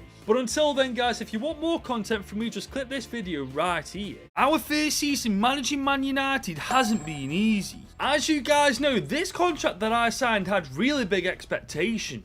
But I didn't realise just how big they were. Not until after losing the Carabao Cup to Newcastle, because upper management were furious. But there is good news. We are 1 point outside the top 4. We are also in the FA Cup semi-finals and the Europa League quarter-finals too. But if I've learned anything this season, it's that we can't take these competitions lightly, and we've got to give it everything we've got to finish this season on a high. Now, we've got a massive first game, guys. Leverkusen, second leg of the quarters. We are already 1-0 up, but as I've just said, we can't take anything for granted. Now, the day before the Leverkusen game, Zirkzee pulled me aside for a chat, and he said, "Goodwin, all due respect to Ronaldo, but I think I should be starting this game over him. I mean, I started as a sub against Atalanta in the round of 16, and because of my goals, here we are." And I replied saying, "To be honest, you do make a good point. So you've got it. I'm going to rest Ronaldo against Leverkusen, just don't let me down." And we're off, ladies and gents. We do have the advantage against Leverkusen, but we cannot take that for granted. 1 goal conceded and they're right back in it. Here they come, darting down the left hand side. They're on the ball. They're going to try and go back post. They've still got the ball. Oh my days, they've done really well to gather that. Oh my god. That was too close for comfort from Leverkusen. They've got so much open room there. Diego Costa saved it, but it's an open net on the stroke of half time. Diego Costa has been phenomenal so far in this game, but our defending there has been atrocious. I feel like in the second half, we're going to have to switch our tactics up, man, because what we're doing right now, we can't even make it past the halfway line. We're going to counter-attack, guys. Bayer Leverkusen's press is just too damn good. As for the instructions, we're going to leave our front 4 up and have our back 6 all defending for their lives. Joshua Zirkzee is on the ball now, though. He's carrying it up really well. I tell you what, we've got a bit of space. Let's have a... Oh my god, that was some venom. But we do have the ball once again with Nico Williams. He's got around his defender. Fair play to him. Can he squeeze it? Oh my god, he's actually done it. I don't know how he's done it, but we've actually scored from that angle. We're 2-1 up now on aggregate. He did that all by himself as well. Look at how tight this angle was. That is poor keeping from Leverkusen's keeper. But we can't sit back and hold on to this lead, because look at Leverkusen already. That's not a penalty. That is not a penalty. Oh my god, what are we playing at the back in this game? Marty, I don't even know if that's a that's not even a penalty. He didn't even touch him, Raf. I want to look at this again. So Martinez, what does he actually do? He doesn't do anything. He puts his arm on the back of his head and Frimpong goes down like a sack of shit. And now we've got to defend a penalty, and we can't. Honestly, Frimpong, fair play. You played the game and you won. But Bayer Leverkusen are tearing us apart from the inside, and they've got another freaking goal. They're 3-1 up now. Oh, guys, we're heading out of this competition if we aren't careful. Leverkusen are tearing us apart when they go forward. I definitely think our defense needs improving next season, man, because we're so bad at the back. But here we come with Nico Williams. Oh my god, we could get an equaliser straight straight away, and we've got one with Nico Williams. What is this game? I've got no words for this, man. This is unbelievable. Nico Williams again bailing us out. Frimpong is now on the ball, though, for Leverkusen. They have been absolutely relentless in attacking us in this game. Look at that, man. We cannot get the ball off them. From Leverkusen again, though. They're open, and that's it. 4 minutes to go. They've beaten us 4-2 because our defenders just let their attackers do whatever the freaking hell they want. Honestly, Season 2's first transfer window, we are buying new defenders, man, because this back four right now are absolutely appalling. And that's it. And look at that. They've got a freaking another before full time. This is just a joke. We're going to get absolutely arse-chewed by the upper management after this. But fair play to them. Look at this. They tore us apart at the back. I mean, they're just playing circles around us in our own penalty area. Do you know how mad that is? And Jesus, look at the state of this tweet from Onana. He really did not waste time crapping on us after that Leverkusen game. I mean, he's calling me a fraud, saying that United should never have sacked Erik ten Hag. I mean, honestly, Andre Onana, you need to find a bit of room to talk, because after what you've done, you've got none. And after that game, the chairman came into my office absolutely raging. Goodwin, that's the second competition you fumble purely because you can't get your tactics right. You're lucky you're still in the FA Cup right now, because if you weren't, we would be considering cutting your contract up and sacking you on the spot. I mean, it's a little harsh, but to be honest, he is right about the tactics. I put Zirkzee in place of Ronaldo, and honestly, Zirkzee let me down and he fumbled the bag. But we do need to sort this defense out next year, man. Theo Hernandez and Dallo are good to go. It's just our centre-backs. Lissandro Martinez let us down in that last game. But this game is huge, man. FA Cup semis against Liverpool. And honestly, this is our last shot at actually winning a trophy. And we've got a chance to attack ourselves. Look at the room at the far post. Oh my God, that's got to be in, right? Oh my days, what a save, Alisson. But we do have a chance with Joshua Zirkzee. He can make up for his fumbling in the Europa League. And he has. He's put us 1-0 up with 25 minutes to go. Oh my God, that is a massive goal, man. Zirkzee, fair play to him. He fumbled the bag against Leverkusen, but he hasn't against Liverpool. Well, that's it. That's the full-time whistle. We're heading to another final. And we're playing Aston Villa in the FA Cup final, ladies and gents. I'm not taking this for granted, though. Aston Villa are a damn good side. For now, though, guys, we need to turn our attention back to the Premier League. There's 6 games that we have to play left. We are 5th in the league, currently 2 games in hand over Arsenal. We win both of those games, we're comfortably in the top 4. But May has a couple of difficult games. We've got Arsenal on the 12th. Directly after that, that's Newcastle. And our last game is going to be Brighton in the Prem. So we may have a difficult ride. Now, we are against Ipswich next. And we've had to really rotate the team, man. Quite frankly, because everybody from that Liverpool game is absolutely knackered. But it is still a strong team. So let's see how they do against... Oh my God, 6-1. Ronaldo, Mount with 2. Okay, who else scored? Ronaldo again, St. Maximan and Mainu. What a performance. And it's another win over Leicester City. 3-2 this time. Bruno Williams with a brace as well. I'll tell you what, we're banging goals in for fun lately. Speaking of, look at these stats, man. 27-7 for Ronaldo, 23-20 for Bruno Fernandes, and 28 goal contributions for Nico Williams. What a season those 3 have had. But we're back against Palace, away from home this time in the Premier League once again. It's another 2-0 victory. Rabiot and Garnacho with the goals this time. And after those 3 wins, we are only 1 point behind Arsenal with a game in hand. And guess who we're playing next? That's right, ladies and gents. You guessed it. We're playing against the Gunners next. So if we win this game, we go inside the top 4 and screw Arsenal over in the process. But this certainly won't be easy, guys. This is Arsenal we're talking about. Then again, we do have Nico Williams on the ball here. He's got... Oh, come on, Nico, man. You're better than that. Nico's on the ball. We've got Hernandez back to Nico. I tell you what, let's go back post. That's a good delivery in. Oh, hang on. That's a handball, surely. Yes, we got a penalty. What was Gabriel thinking then? Oh, my God. He'd already done the hard part. He blocked it. Why did he decide to handball it? But it's CR7 on the penalty against Aaron Ramsey. We're going to put this top left bins. And there's 1-0 to United, courtesy of CR7. I mean, 16 minutes in too, guys. That's the start. We would definitely have to give him what's at stake. The pushing forward really nicely. They've got players all over the shop. It looks like we're playing against freaking 12 people here. Good save, Costa. And now it's our turn to attack with CR7 on the ball. Okay, I see Bruno in the ball. Ronaldo's just not got the legs. Casemiro is indeed now on the ball. CR7's on it there. Garnacho, he's got it. He's taking the shot. Oh, what a goal that would have been. Rabiot's still on it. Nico Williams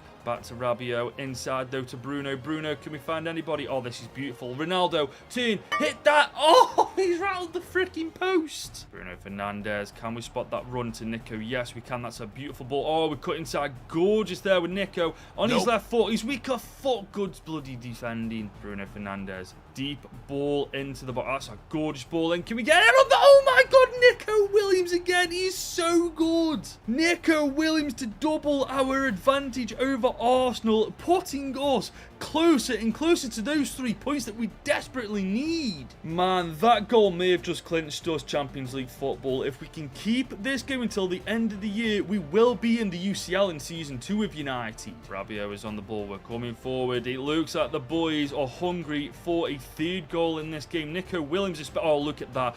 Got to be 3, and it is. Game over. And with that, we are finally back in the top 4 with 2 games remaining. We still got a game in hand over most teams in the top 4.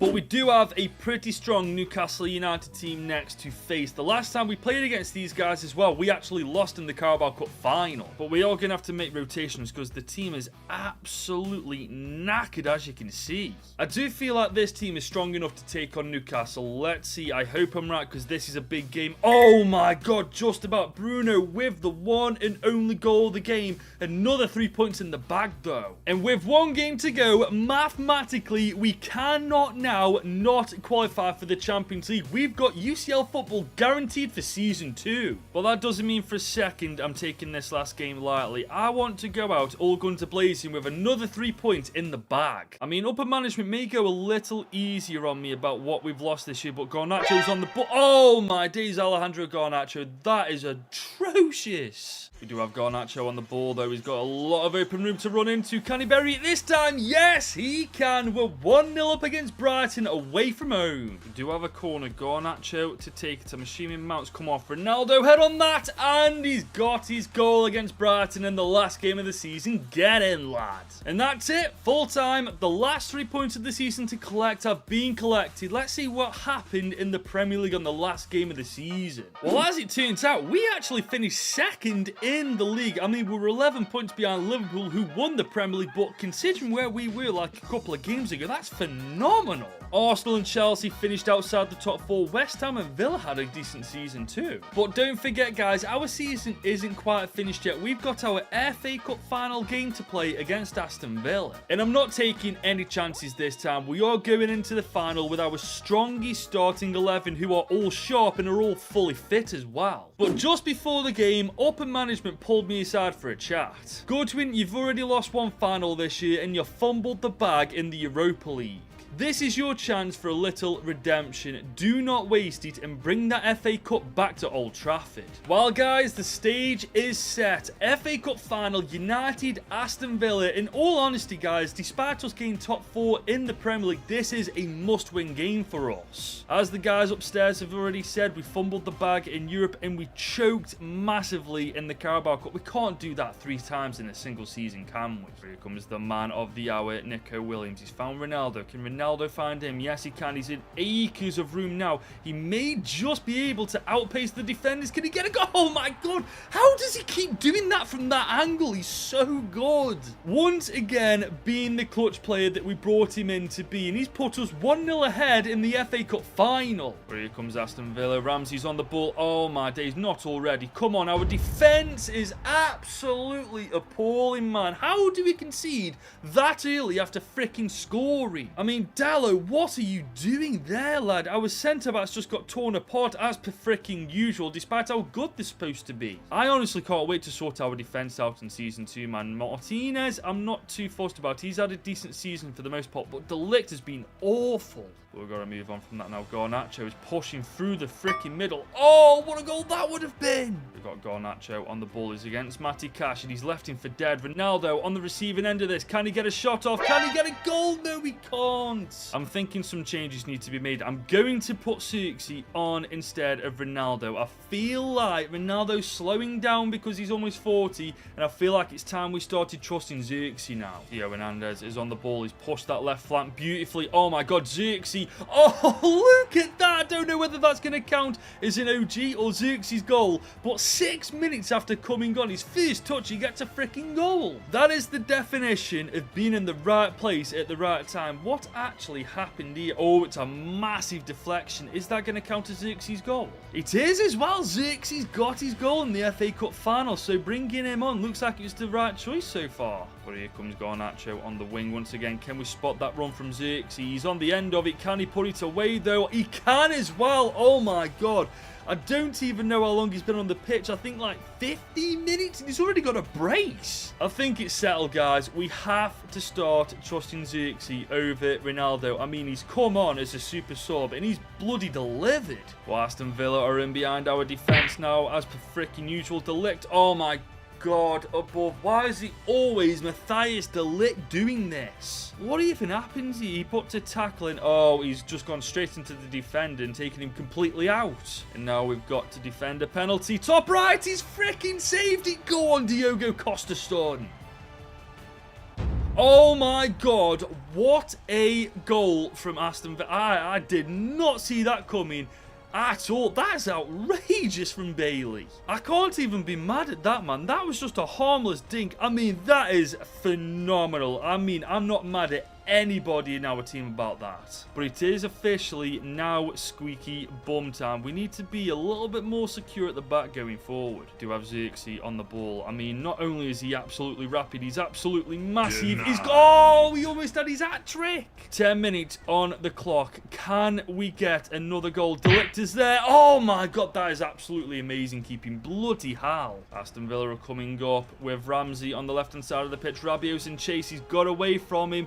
Guys, this cannot be how this game continues. We need to get it. Oh my God, my heart was in my mouth there. Diogo Costa is insane. Literally the last seconds of the game. The last seconds of this final. Costa collects.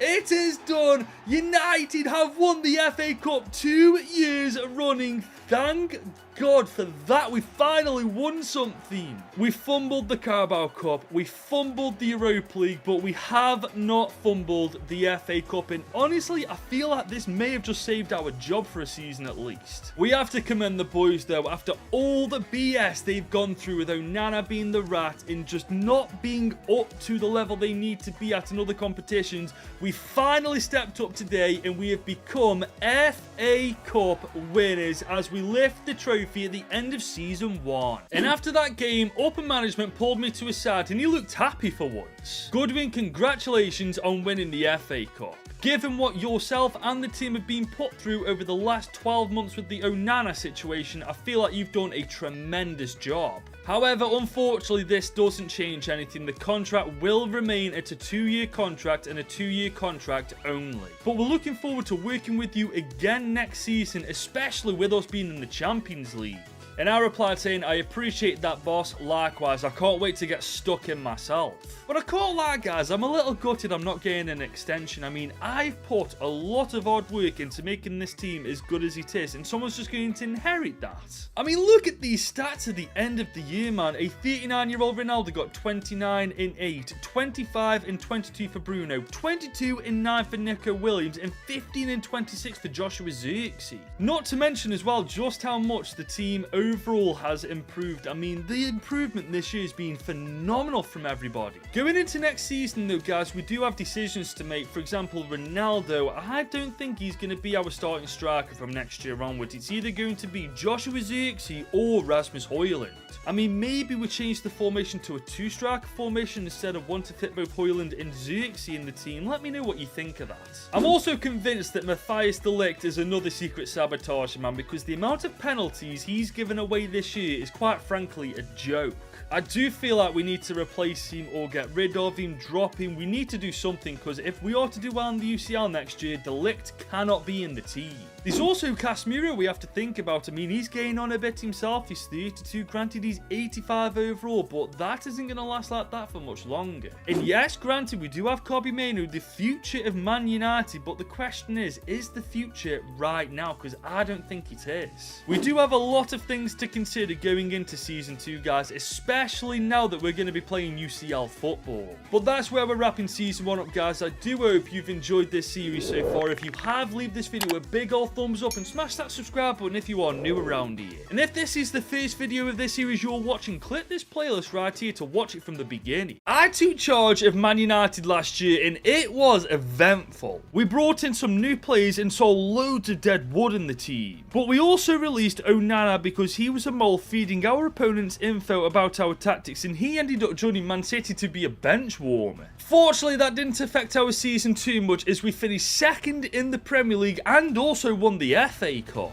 But we got humbled in the Europa League by Bayer Leverkusen, losing 5-3 on aggregate in the quarters. But this is Season 2 and we're aiming even higher this time. And with this contract that I signed last year saying that we have to win the UCL, we've got to do our best to get this Man United team up to Champions League standard. Now, United's chairman has just come into my office to discuss this season's objectives, and he said, "Goodwin, I think you know what I'm going to say. I know that we got battered in the Europa League last year, but we think with how well the team gelled last season, and if we make the right signings, there's no reason why we can't go all the way in the Champions League and the Premier League."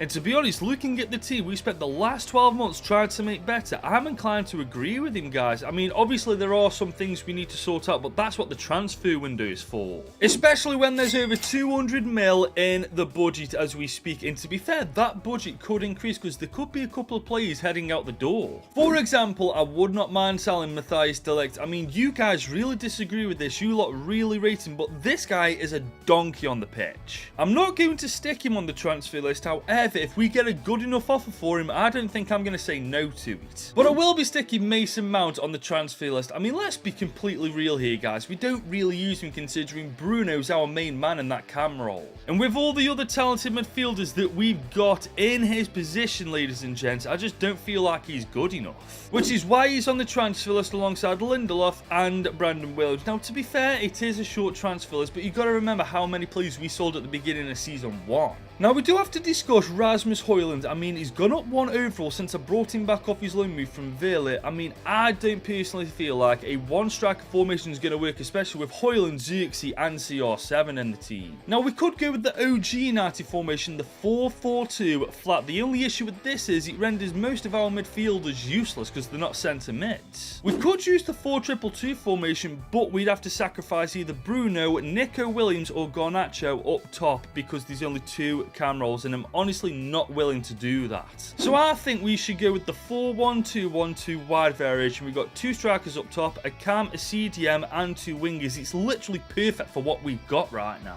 It may take a couple of games to get used to this new formation, however, with the talent we've got up top, hopefully this will work out.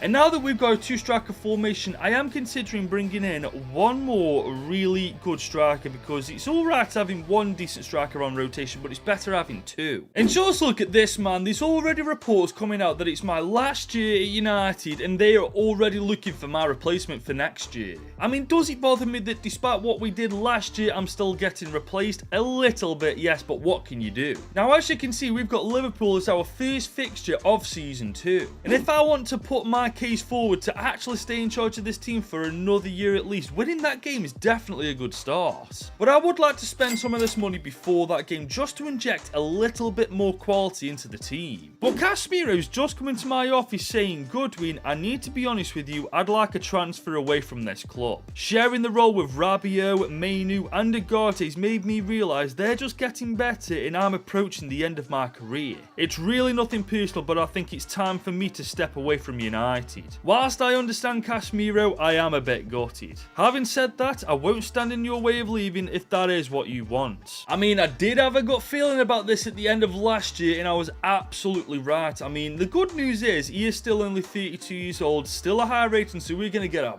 bunch of money for this guy. But with us selling Casemiro, maybe that one signing we make before the Liverpool game is a CDM just to make sure that we replace him. And I do have a couple of ideas on who we could replace him with, one of them being fellow Brazilian player Bruno Guimaraes. Now, I'm very aware he's a centre midfielder, but look at his defensive stats, man. He could definitely get away with playing that CDM role. But I saw some of the comments saying Joshua Kimmich, and he makes perfect sense to me. He's 29, he's played at the top level for years, and his contract's running out too. Meaning he'll cost us a maximum of 60 million, and I reckon it'll be even cheaper than that. For an 87 rated player, that's an absolute bargain. But I'll be damned if I'm paying 60 million. I'm going to go 50 because that's just above his lowest market value. I don't know if they're going to say, yeah, oh my god, wow, I genuinely thought I'd have to barter a bit more, but it turns out maybe not. And there we land, ladies and gents, just like that, we've got Casemiro's replacement before we've even sold him. But what a replacement he is, guys. Joshua Kimmich is the real deal. And after signing Kimmich, the chairman's just come into my office saying, Goodwin, you've got Liverpool first this season and it's your first chance to win a trophy. And with you signing a talent like Joshua Kimmich, we fully expect you to come away with the win. I mean, there's obviously no pressure from the higher ups, guys, but he is right. We've made a top signing in Joshua Kimmich, so winning this game will go a long way in proving that he was worth every penny we spent on him. But we will be using this formation against Liverpool, and I will be using both Højlund and Zirkzee up top. Both of them dramatically improved last year, and we all saw just how good Zirkzee performed at the end of last year too. But rest assured, guys, CR7 is on the bench, so if either Zirkzee or Højlund aren't having the best game in the world, he'll definitely be there, and I know for a fact he'll be ready to step up to the plate. I will say this though, there is one player I'm worried about, and that is Matthijs de Ligt, because he just did not perform well at all for me last year. But we got Nico Williams on the ball here. Okay, that's decent. Højlund is on the ball now. Good ball control. Zirkzee.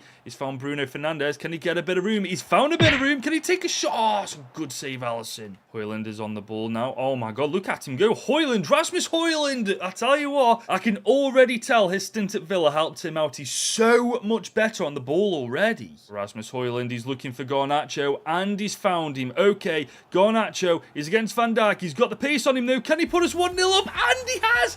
Alejandro Garnacho with that darting run on the left-hand side. He cut in, outpaced Van Dijk, and we're 1-0 up. Great ball by Højlund with the hold-up play. Garnacho took care of the rest. This is a phenomenal start. I know it's early days, ladies and gents, but this 4-1-2-1-2 formation I'm really liking.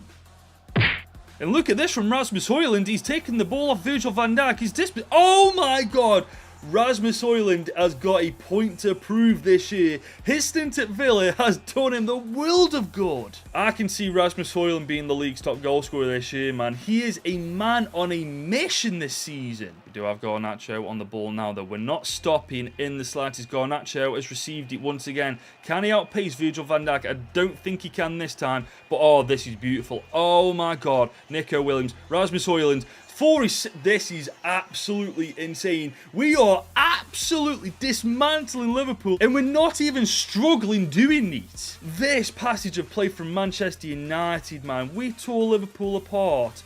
And it's just like putting a hot knife through butter. Early in the second half now, we've got Nico pushing forward. Look at this from Nico Williams. We could make it 4. Oh my god. Oh, you lucky git, Alisson. It's Liverpool's turn to attack now, ladies and gents. They've got through this. Oh, that's a great stop from Diogo Costa. They've got a corner now themselves. They're going short to Mo Salah. Okay, he's got past Nico Williams there so easily.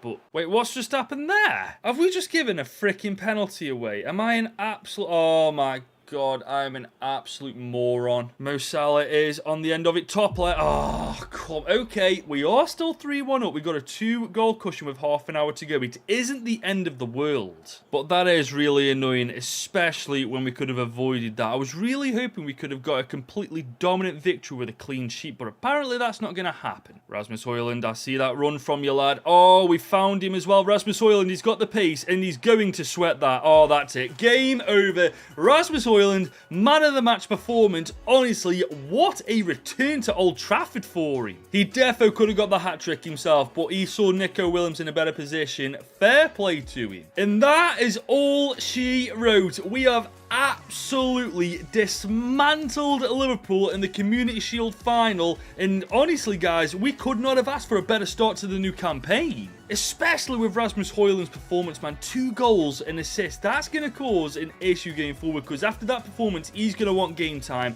Zirkzee after last year is going to want game time, and CR7, well, we know he's going to want game time. But I suppose we can cross that bridge when we get to it. For now, we can celebrate as we are the FA Community Shield winners. And after that game, the chairman came into my office congratulating me, saying, "Goodwin, that was a phenomenal performance. We made Liverpool look like a League 2 side out there. If that's a sign of things to come, we're in for an amazing season ahead." Maybe that performance will help him reconsider replacing me at the end of this season, but for now, I want to talk about Rasmus Højlund. That performance against Liverpool was absolutely phenomenal. He got a 10 out of 10 freaking match rating, for God's sake.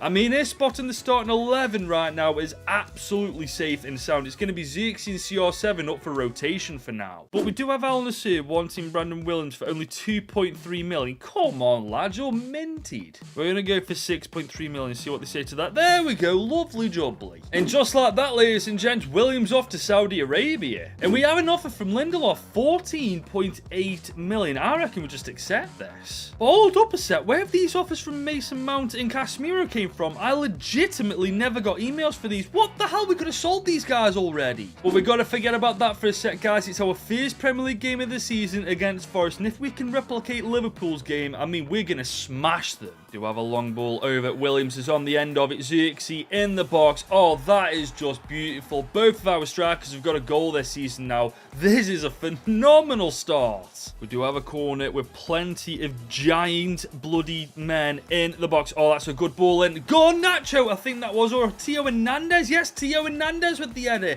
We're killing Forest already. But we do have a solo run now with Nico Williams. We're going to try and outpace him. I don't think we're going to, though. We're going to come inside.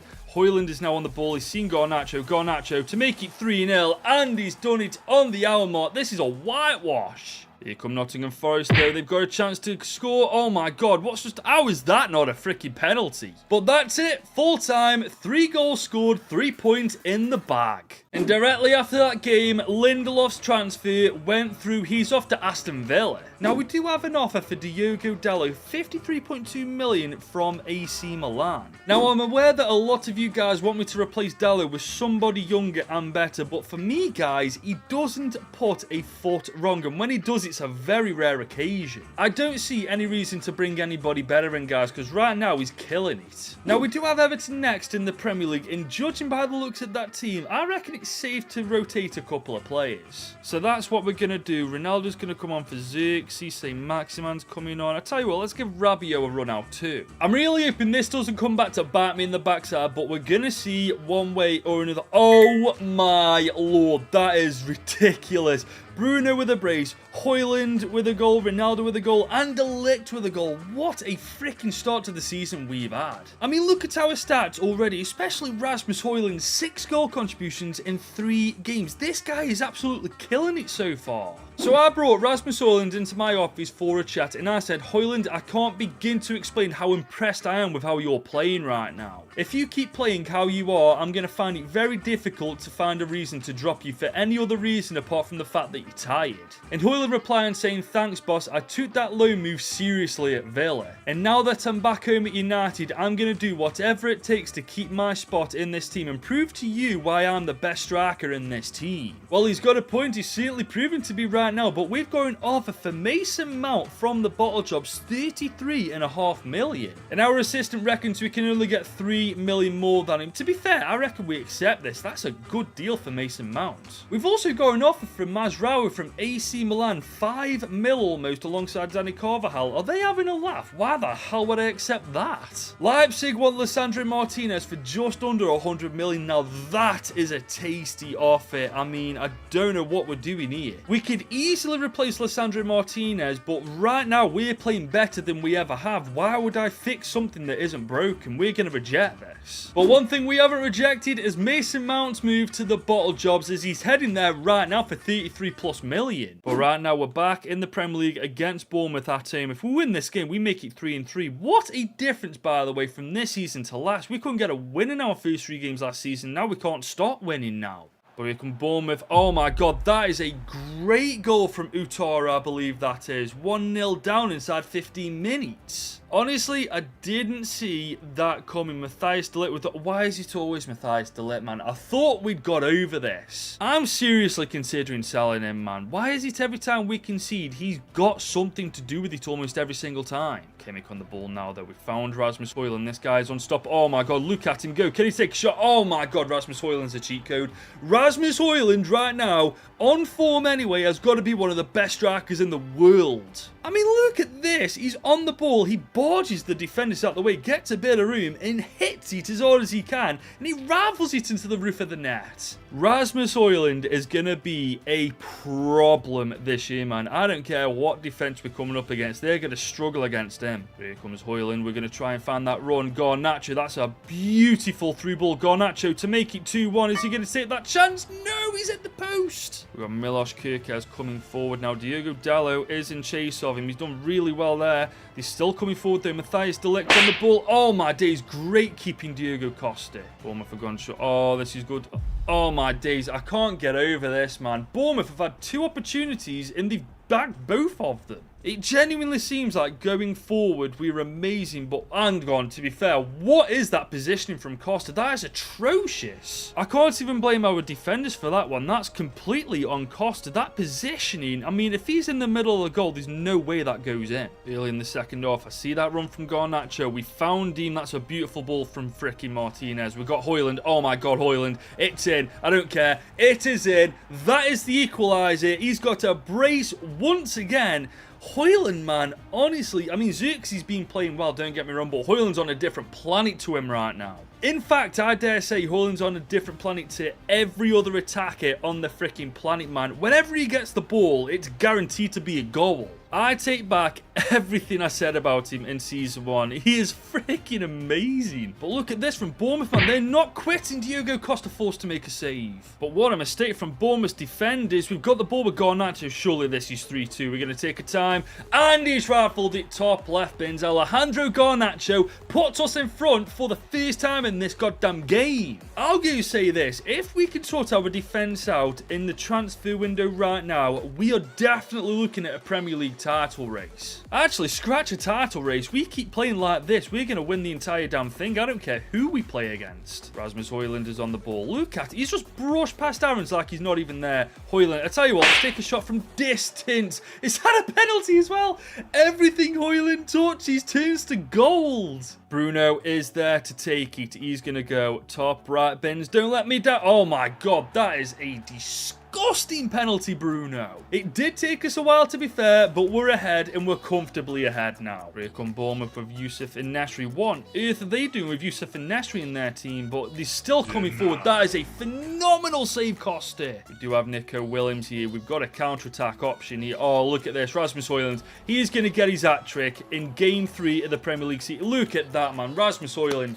What a performance. Game over. We need to talk about Højlund, man. He's now got 9 goal contributions in 4 games already. He's legitimately on Haaland's level at the minute. I mean, don't get me wrong, both Zirkzee and Ronnie are playing well, but there is not a shot in hell I drop Højlund for either one of these guys at the minute. But guys, it's time to get your suggestions in the comment section down below. So we've got 215 million to spend, and it is indeed deadline day. I want to know what I can do to make this team better, ladies and gents. Should I bring players in for depth? Should I bring someone in to replace someone in the starting 11? Let me know in the comment section down below, because in episode 2 we will be making 1 or 2 signings. But that's where we're wrapping this episode. If you have enjoyed, leave it a like, smash that subscribe button. If you are new, make sure you tune in to Wednesday for episode 2. And if you're enjoying this series so far, you should consider clicking this full movie right here when I did a series with Chelsea. We began season 2 earlier this year and we've had an incredible start. We signed Joshua Kimmich for only 50 million and then absolutely smashed Liverpool 4-1 to win the Community Shield.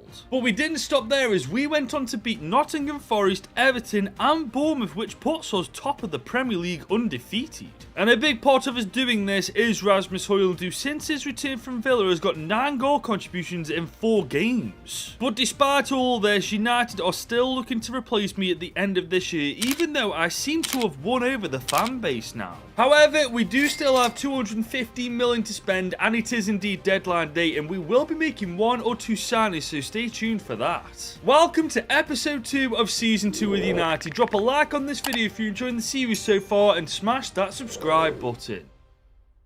Now, as we all know from the last episode, guys, Casemiro came to me asking for a transfer away from the club, but me being completely dumb, I missed all the emails telling me we'd had offers for him. But thankfully, Villa are interested. They want to give us 8.8 mil alongside Tielemans. Now, I'll be real with you lot, I'm not interested in Tielemans, but I'm defo interested in a straight cash deal. And our assistant manager reckons we can get upwards to 45 million, so I feel like we can get 40 mil if we try. So that's what we're going to do. I'm going to offer 40 mil flat just to see what they say. That is only 1.5 million above his market value, but with it being deadline day, I don't want to take any chances. It's up to Mr. Emery now though. Oh, it is a good evening. Good evening indeed. But looking at the other offers, we had Dortmund offer 47 mil, Arsenal offered 44.4 million. We have missed out on a fair amount of money there, but honestly with it being deadline day, I don't really care. But moving on from Casemiro for a sec, guys, as I've already told you, I am dying for a new centre-back in place of Matthijs de Ligt, and thankfully in the last episode's comment section, you lot finally agree with me that this guy's just a liability. And you guys gave me some great suggestions like Alessandro Bastoni from Inter, 25, 6'3", 87 overall, but he is a left-footed centre-back, and with us already having Alessandro Martinez in the team, this is putting me off Bastoni.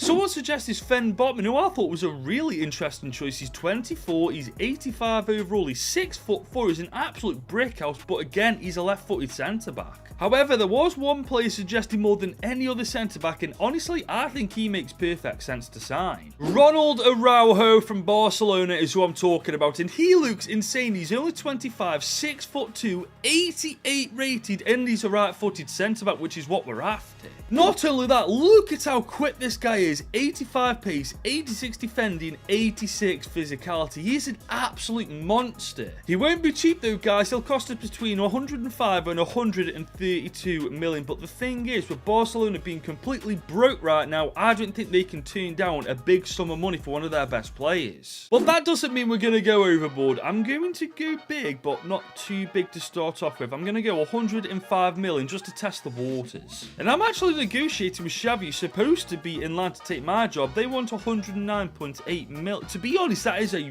really good backtrack offer. But we're not going to go overboard because I don't think he's going to go over 110. So we're going to offer 107.5 mil. That is a big... There we go, guys. I didn't think he was going to reject that one. 107.5 million for a broke team is a stupid amount of money to turn down. And here we go, ladies and gents. The deal is done on deadline day. We have signed Ronald Araujo as Matthijs de Ligt centre-back replacement. He's faster than him, he's stronger than him, he's a better centre-back than him. Honestly, I am over the goddamn moon we've been able to make this deal happen. But after signing Araujo, de Ligt came bursting into my office saying, "Goodwin, what the hell? Don't you think we've got enough centre-backs in the team?" And I replied saying, "Frankly, I brought him in to give you some much-needed competition. Last year, you were a liability at the back, and I brought both you and Alessandro in to talk about this, but whilst he's improved, you simply haven't.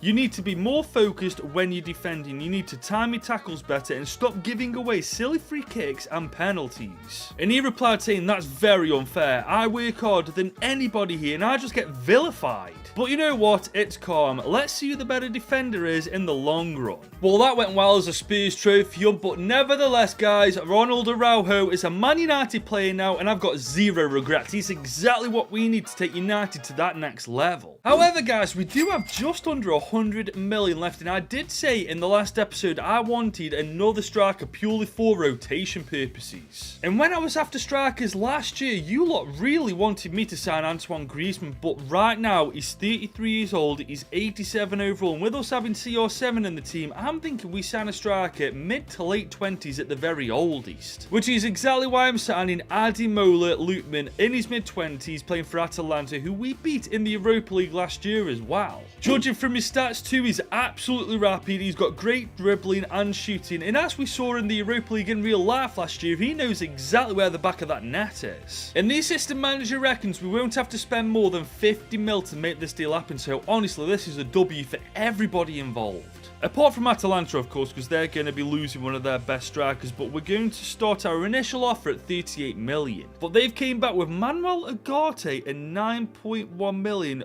Honestly, I'm tempted to go for this. But then again, is this pushing me luck a bit with the depth? Because if we get rid of Ugarte, we've only got 3 CDMs, and I am planning on making a second team sheet. Yeah, I don't think we're going to go for that. I just think we're going to offer a little bit more money. So let's go 41.5 million instead. I feel like they're more likely to go for that. They want, oh my, you know what? We're just going to accept it. That is beyond petty, Atalanta. Just because we beat you in Europe last year, you're going to do that to me. And there he is in the United kit, guys. Honestly, I feel that's great business. And straight after signing Lookman, Casemiro is heading out the door himself. I mean, I personally wouldn't have got rid of him. I thought he played well for us last year, but apparently he had other ideas, so bye-bye Casemiro. And despite us now having 91 mil in our budget, I think we're going to leave the transfer window there, guys. We brought in the players we wanted to bring in, and we sold the players that we wanted to sell. Overall, this transfer window has been a massive success. I mean, to be honest, I think the team speaks for itself. We've got a striker who just can't stop scoring. We've got Joshua Kimmich who's absolutely killing it right now. And we've got a goalie who's on fire at the minute too. But remember, guys, I did say I wanted to create a second team sheet. And this is how it looks. We've gone for a 4-4-2 defensive variation just to fit the players in the middle of the pot. But Jesus, look at how good this team actually is. We've got Lookman and Ronnie up top. To be fair, I might swap Ronaldo with Zirkzee for the starting team because last year he was our top goal scorer after all.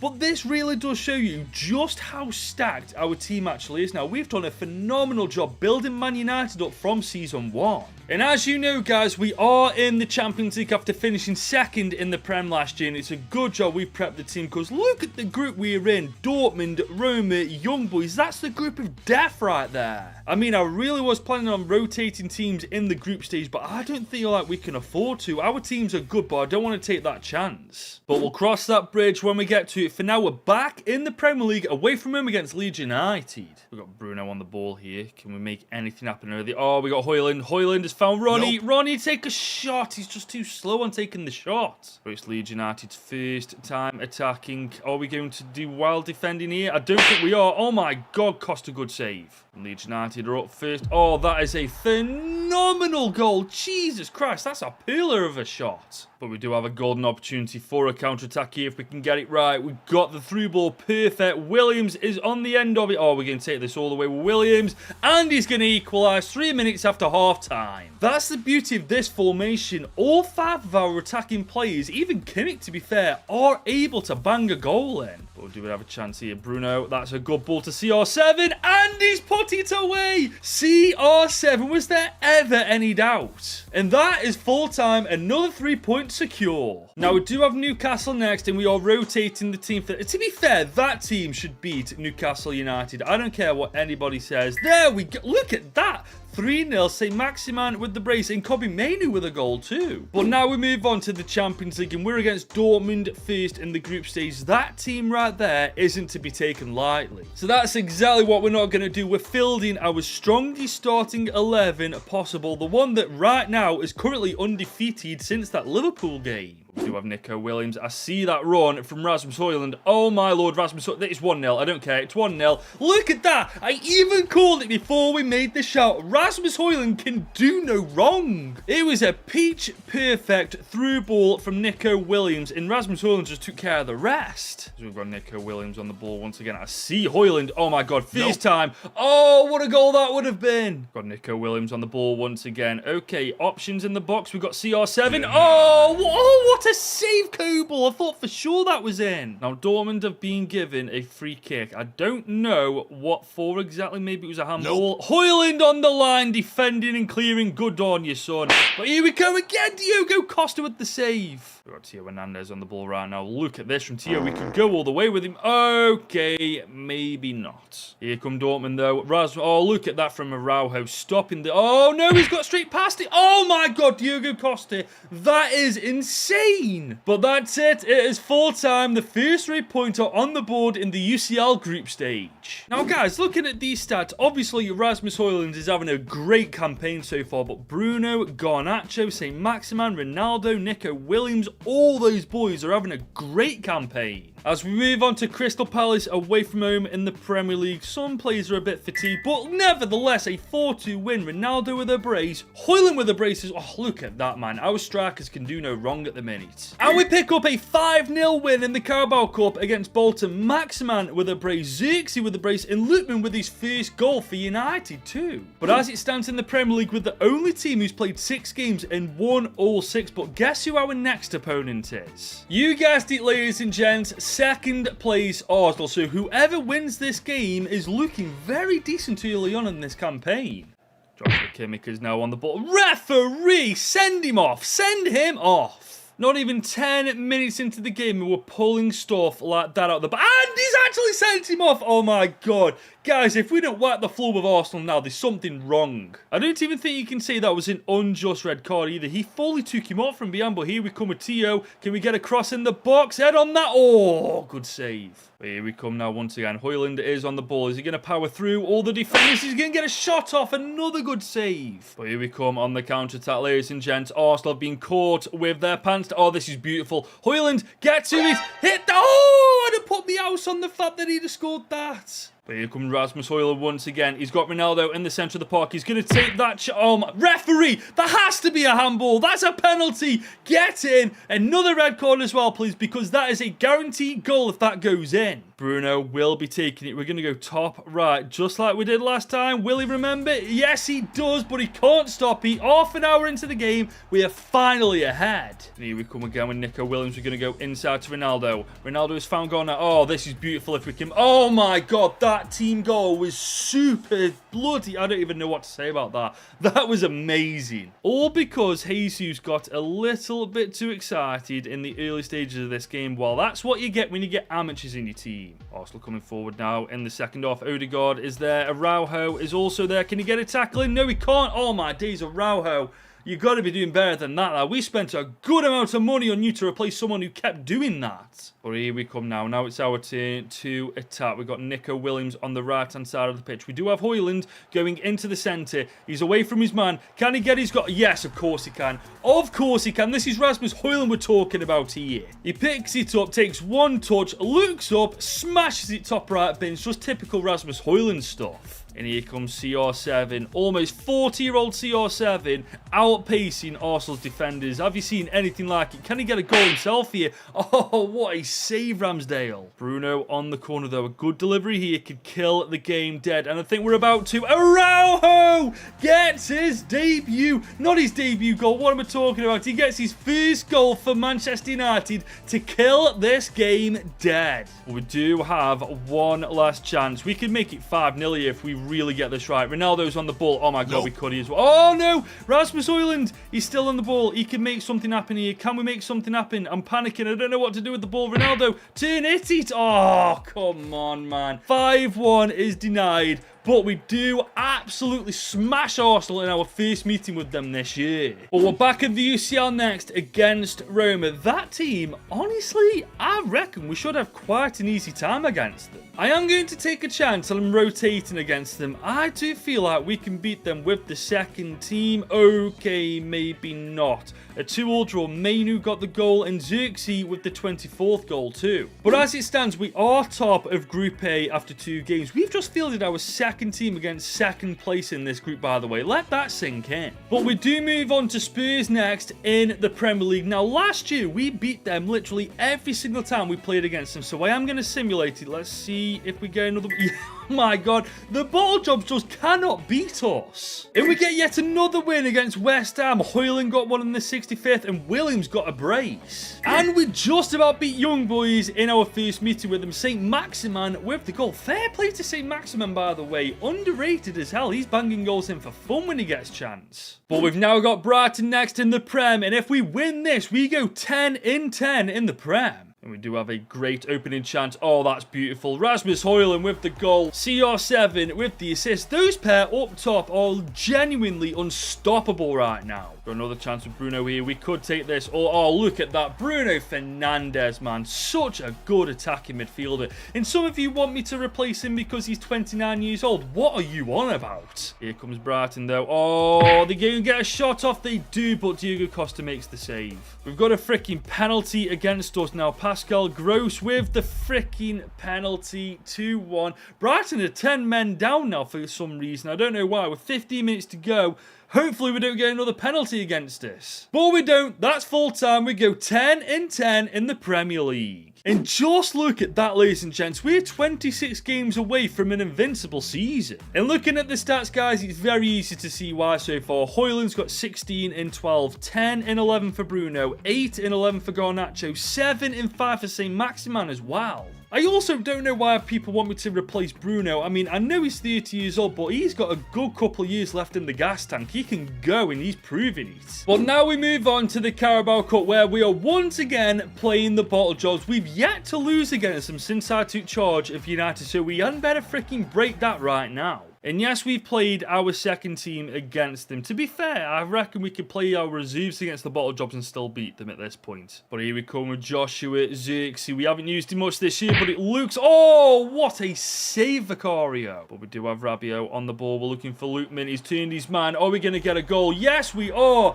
Ademola Lookman. What a finish, lad. Great start to the game, but we do have a free kick against us. I really don't like this. Matthias de Ligt. Good save, lad. But here comes Adrian Rabiot. He fancies a run. Look at him go. Oh my god. Adrian Rabiot's got the sauce. Look at, he could get 2-0 here. Oh my god. Adrian Rabiot with the sauce. Where the freaking hell did that come from? I knew he was a very well-rounded player, but I didn't know he had that in his locker. He legitimately ran more than half of the pitch, outpaced the entire Spurs defensive lineup, and then slotted one against one of the best keepers in the freaking Prem. Here we come with United. I am still looking for another goal. We got Rabiot on the ball here. I tell you what, let's just let Rabiot do what he does. Oh my god, Rabiot. That is... Oh my god, Rabiot is just amazing. Rabiot is on a different planet right now, man. What a freaking performance. Where here come Tottenham Hotspur. They're not lying down. In the dying seconds of the game, they get one back. It is 3-1 to us, but I'd have loved that clean sheet. But after that game, the chairman came into my office saying, Goodwin, you are absolutely killing it this year. I just wanted to say well done and keep it up. And I replied saying, thank you, boss. Does that mean you're going to reconsider replacing me at the end of this season? And he replied saying, unfortunately, no. Whilst you're doing a great job, you're not a household name. But the managers we're in talks with right now are. And the higher-ups at this club have all agreed that that's exactly what this club needs in charge. And they're not wrong, guys. It's been reported that it's down to Zinedine Zidane, Mourinho and Xavi to replace me. He says Goodwin at this time hasn't made a comment in regards to this situation. You're damn right I haven't. What am I supposed to say? It's out of my hands. But what is in my hands is how this team performs on the pitch. And frankly, we're doing really well in that regard. And that's only going to make me look better at the end of this season. But a draw against Fulham isn't going to make me look good. That's our first 2 points drop to this campaign so far. But thankfully, we smash Young Boys right after. Bruno, Garnacho, Ronaldo, and Kimmich with the goals. And we beat Borough after. Bruno with another brace and Ronaldo with another goal. And that still leaves us top of the table, undefeated after 12 games, 6 points above second place Villa. But we're against second place Villa next, so if we win here, we could potentially go 9 points clear top of the table. And we do have a free kick in a dangerous position here. I mean, do we go for a cross in the box? I feel like we put it right there and see if anybody can get on the end of it. Can they? Oh, bloody hell, that was close. But we do have a penalty. Bruno to take it. Of course, we're going to go top right because I love that animation, man. Oh, Martinez read me like a book. But we do have a counter-attack. Look at that. Is an absolutely beautiful ball. We're going to sweat this. Make no freaking mistake about that. CR7 with the goal. 1-0 up on the stroke of half-time. And we've got another penalty. Bruno's time to redeem himself. We're going to go bottom left this time. Oh, bloody hell, Martinez guessed right again. Luckily, there was enough power on it. Do have a chance for a counter-attack here. Højlund, I'm looking for your run, lad. And there it is. It's basically 3-0 at this point, man. There's nobody that's going to stop Højlund from scoring this. Oh! Rasmus! But that's full time, 2-0 against second place. We are comfortably leading the Prem. But as you can see, next up, Roma in the UCL. We win this game, we're basically through to the round of 16. But this game, I am going to take a little gamble. I'm going to put De Ligt in the team over Martinez. I mean, he's been doing well for the second team, so hopefully he's got the clumsiness out of his game. I guess the only time will tell is Roma are putting us under the back foot right now. We've got a shot off, good save, Costa. Hernandez inside to Garni. That's beautiful. Once again, oh, this is beautiful. Rasmus to finish. Oh, Rasmus! What has happened to your finishing as of late, man? Is your purple patch over or something? Rasmus Højlund is on the ball. He spotted that run from Garnacho. Can he make it 1-0? No, he can't. We do have a good corner opportunity here, though. De Ligt, Araujo, anybody? Oh, my days. Araujo is so good in the box. We've actually got a gigantic team when you think about it. CR7, Ronald Araujo, Rasmus Højlund, and Matthias De Ligt. Can we find anybody? Garnacho. Oh, this is beautiful. Bruno is on the ball. Oh, my God. Oh, Garnacho with the rebound. Oh, you lucky sods, Roma. We're looking for anybody. Oh, that is beautiful. Ronaldo in a bit of room. Oh, Bruno Fernandes with... Oh, my days. How aren't we more than 1-0 up in this game? We do have Bruno here. Nico Williams, back post. That is goal. Oh, what a goal that would have been. Here comes Nico Williams. He spotted Rasmus. Okay, Rasmus is going to spot Ronaldo. Ronaldo to finish the game off. And he's done just that. 82 minutes on the clock. 2-0 up. Game over. But we could get a third goal here if we get this right. Oh, that is beautiful from Ronaldo. Bruno goal. Bruno goal. Bruno Fernandes. Third goal. It's done. And after that game, I brought De Ligt into my office for a chat, and I said, De Ligt, I'll be honest with you, you really impressed me in that last game. You didn't make a single mistake for the full 90 minutes, and you got a clean sheet. Keep playing like that, and you'll be back in the first team in no time. And he replied saying, well, to be honest, I don't even know if I want to be here anymore. You dropped me for making 1 or 2 mistakes, but Martinez has got off scot-free. I'm going to talk to my agent to discuss my options because I'm not sure I want to stay at United. Now, I can't be the only one who thinks that's a bit of an overreaction. Look, he's a good defender, don't get me wrong, but what was I supposed to do? He was making way too many mistakes for me to overlook. And look at how we're doing since we brought Araujo in. 13 games, we're still undefeated and the only team at this point in the Premier League who are undefeated. Now, we do have Luton Town next and I'm rotating the team as you can see. However, with what De Ligt just told me, I don't think it's safe putting him in the team anymore.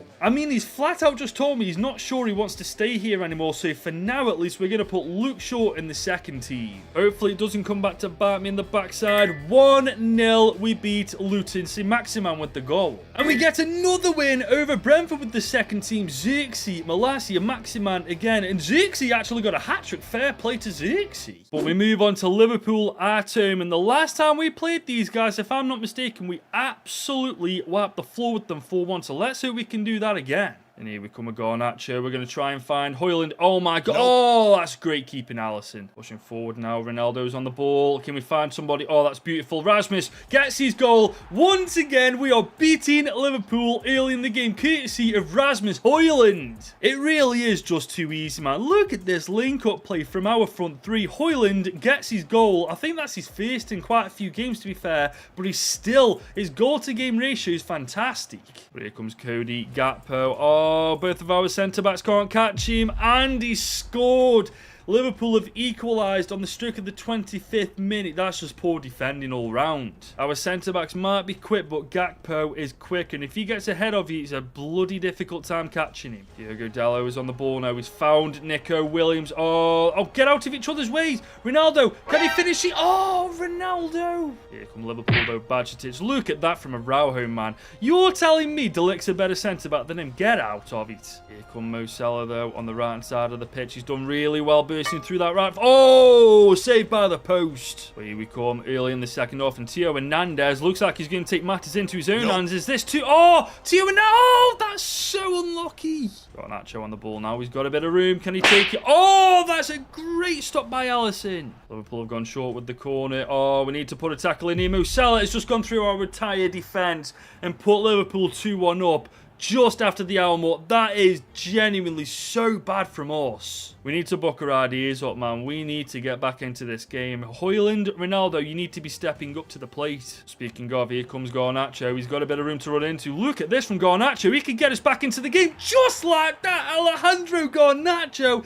taking matters into his own hands, and we're back in this. He picks the ball up, runs literally through Liverpool's defence, and finally gets the best of Alisson. And here we come once again on the counter-attack. Garnacho is on the ball. He's taking everything into his own hands here. Oh, look at this. Nico Williams to make it 3. Oh, Alisson, what a save. We do have a chance here. Dying seconds of the game. Nico Williams is making a run. He's through, ladies and gents. Nico Williams is through. Can he make it count? Yes, he can. He's just won us the game in the dying seconds of it. 3-2 on the day. We have beaten Liverpool once again. Ronaldo with the overhead through ball. Nico Williams finally gets the better of Alisson, and he's just won us this 3 points. And just look at the Premier League table now. We are 10 points clear of second place, who are the bottle jobs. We are running away with it this season. And I've just checked the group stage, guys. We are through to the round of 16 no matter what happens in our last game against Dortmund.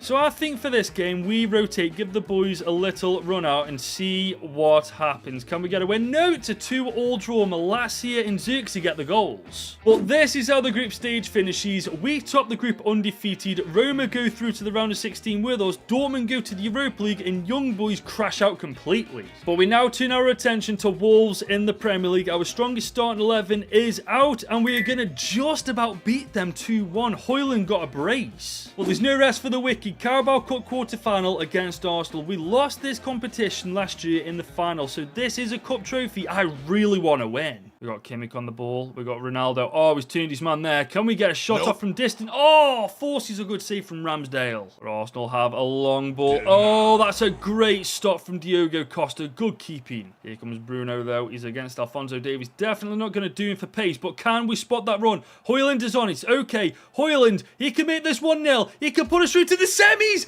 Okay, we've got a 1-goal advantage. That is absolutely huge. And that is all she wrote. That 1 goal from Højlund has taken us through to the semis. Højlund hasn't half stepped up to the plate this year, man. 22 games, he's got 16 goals and 5 assists. That's almost a goal contribution a game. But we're going to need him to step up once more. Man City at home at Old Trafford. We've just beaten Arsenal. If we beat these guys in the Prem, I mean, that can only be a good thing, can't it?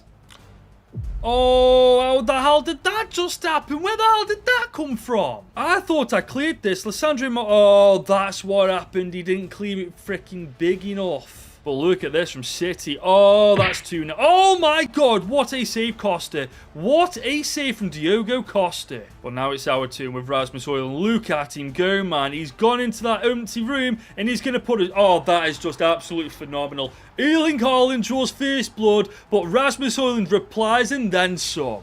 Man City are coming forward though now, and they've got in front once freaking again, courtesy of Phil Foden. Defensively, they're just tearing us apart. But Man City coming forward once again. Look at this, Man City. Oh my God, Costa is absolutely phenomenal. Oh my days again. Not long left to get back into this game. Man City have been dominating possession on this right-hand side of the pitch. I just can't get the ball off them. We've got one last chance for a goal. Oh no, we don't. Referee, what are you doing? He's blowing full time. We've lost our first game of the season, and it's of course going to be against Man City. I'm so gutted about that, but the bigger picture is we're 7 points clear, top of the table. We're miles clear of the bottle jobs. And with only 3 days till the transfer window reopens, I'm going to need you guys to leave me some suggestions on what we should do in the January transfer window. We do currently have 86 million in our budget, but that could increase depending on what Matthijs de Ligt chooses to do within the next 2 weeks. Is he going to stay? Should we sell him? Anyway, let me know what we should do in the comment section down below. But that's where we're wrapping this episode up. If you have enjoyed it, be sure to leave it a big old thumbs up and smash that subscribe button if you're new. And if you want more series content from me, just click this full movie right here. Last year, I became Man United's new manager after they sacked Erik ten Hag. And I signed this 2-year contract right here. However, right now, I feel like I deserve longer. I mean, after all, I've already won the FA Cup and Community Shield with them. We're also top of the Premier League and we smashed the UCL group stage. But United's higher-ups are adamant that they want a household name in charge despite my success here. De Ligt also said he's not sure if he wants to be here anymore after being dropped from the first team. But we're only around the corner from the January transfer window, so one way or another, this is going to get sorted.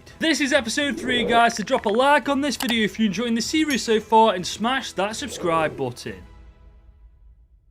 Now let's talk about De Ligt for a second. I don't personally feel like he's going to stay at United after this transfer window, but on the off chance that he wants to stay, how the hell do we fit him into the team? Because since I put Martinez and Araujo together at the back, they've been an insane centre-back duo. I mean, we've lost 1 game out of 18 in the Premier League and we're undefeated in every other competition that we're in. Honestly, if he ends up staying, I don't have a clue how we fit him into the squad. But for now, we've got bigger fish to fry. Chelsea in the Premier League, we win this game. Not only do we get back onto winning ways after that Man City defeat, we remain quite comfortably top at the table. And we've got a penalty early on. Zirkzee will be taking it. Yes, we have rotated the team to give our boys a break, and it's worked. 1-0 United. But Chelsea now have a free kick in a fairly dangerous position. We need to get this away. Oh my God, that is poor defending, man. Gallagher, you're not even at Chelsea anymore, lad. Chelsea have had a corner. They went short with it. Oh my God, I don't have a clue who that was. Gallagher again.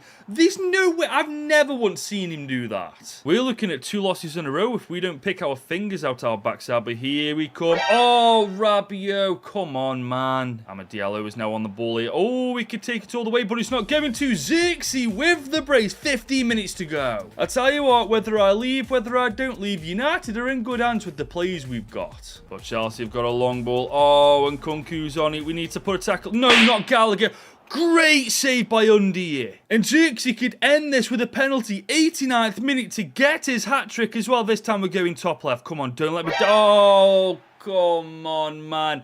That's full time as well. We choked the 3 points. We dropped 2, but I'm pretty certain we still remain top of the table. But as you can see from the table, Spurs and Man City are starting to close in on us the more we drop points. So we need to get back to winning ways and get back to it as soon as possible. But we're now in the transfer window, guys, and we've got 86 million to spend. And on top of that, it's only a matter of time before we find out what De Ligt is actually going to do. So I reckon we get ready for it. And even without De Ligt, guys, as you can see, centre-backs wise, we are absolutely stacked. So I don't think another centre-back's what we need, but there is another position you guys have been screaming at me to get. And that is a backup / successor to Bruno Fernandes. And honestly, I get it. He's the only cam we've got in the team. If he's injured or suspended, we're going to find it difficult to replace him on the pitch. And I keep seeing this guy's name in the comment section, guys. Cole freaking Palmer. But as a Chelsea fan, no way in hell is he going to be signing for Man United under my management. I mean, in real life, he's just signed a very lengthy contract, and if I was to sign Cole Palmer, there's no way in hell he's playing second fiddle to anybody. He's too damn good for that. I keep seeing Thiago Almada in the comment section too. He's only 23, 84 overall, absolutely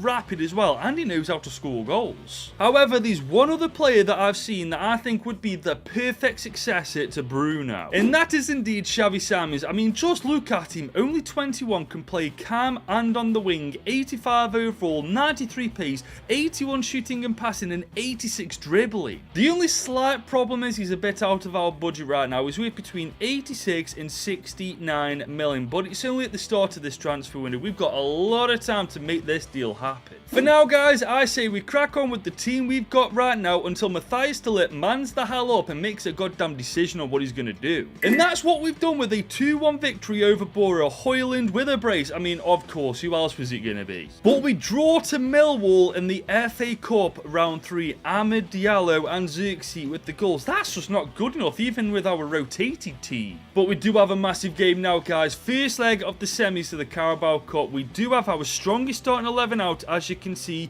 Let's see if this time we can get the better. Oh my god, we beat them 2-0. Where the hell was that in the Premier League? And after the City game, Matthias de Ligt finally came into my office saying, right, Goodwin, your answer to this question will determine whether I stay or not. Will I start getting more first team action from here on in, yes or no? And I replied saying, Luke, I'll be real with you. Martinez and Araujo have been fantastic together, so it's unlikely. But as of late, you've been playing much better, so there's a chance that you can figure your way back into the team. And he replied saying, well, that settles it then, doesn't it? I'm too good to be a bench warmer, and honestly, I find it insulting that that's where you think I should be right now. I want out of this club right now, so make it happen. Flipping gladly, you little Mardos. I cannot wait to see you walk out of our bloody door. I mean, come on, we've just beaten City in the Carabao Cup first leg, and we are sitting pretty top of the league, only losing 1 game out of 20. What does he honestly expect when he's played no part in this? But anyway, we're back in the Prem. Rotated squad once again. We should get the 3 points against Fulham. Now look at that. Dallo, Maxi, and Lutman with the goal.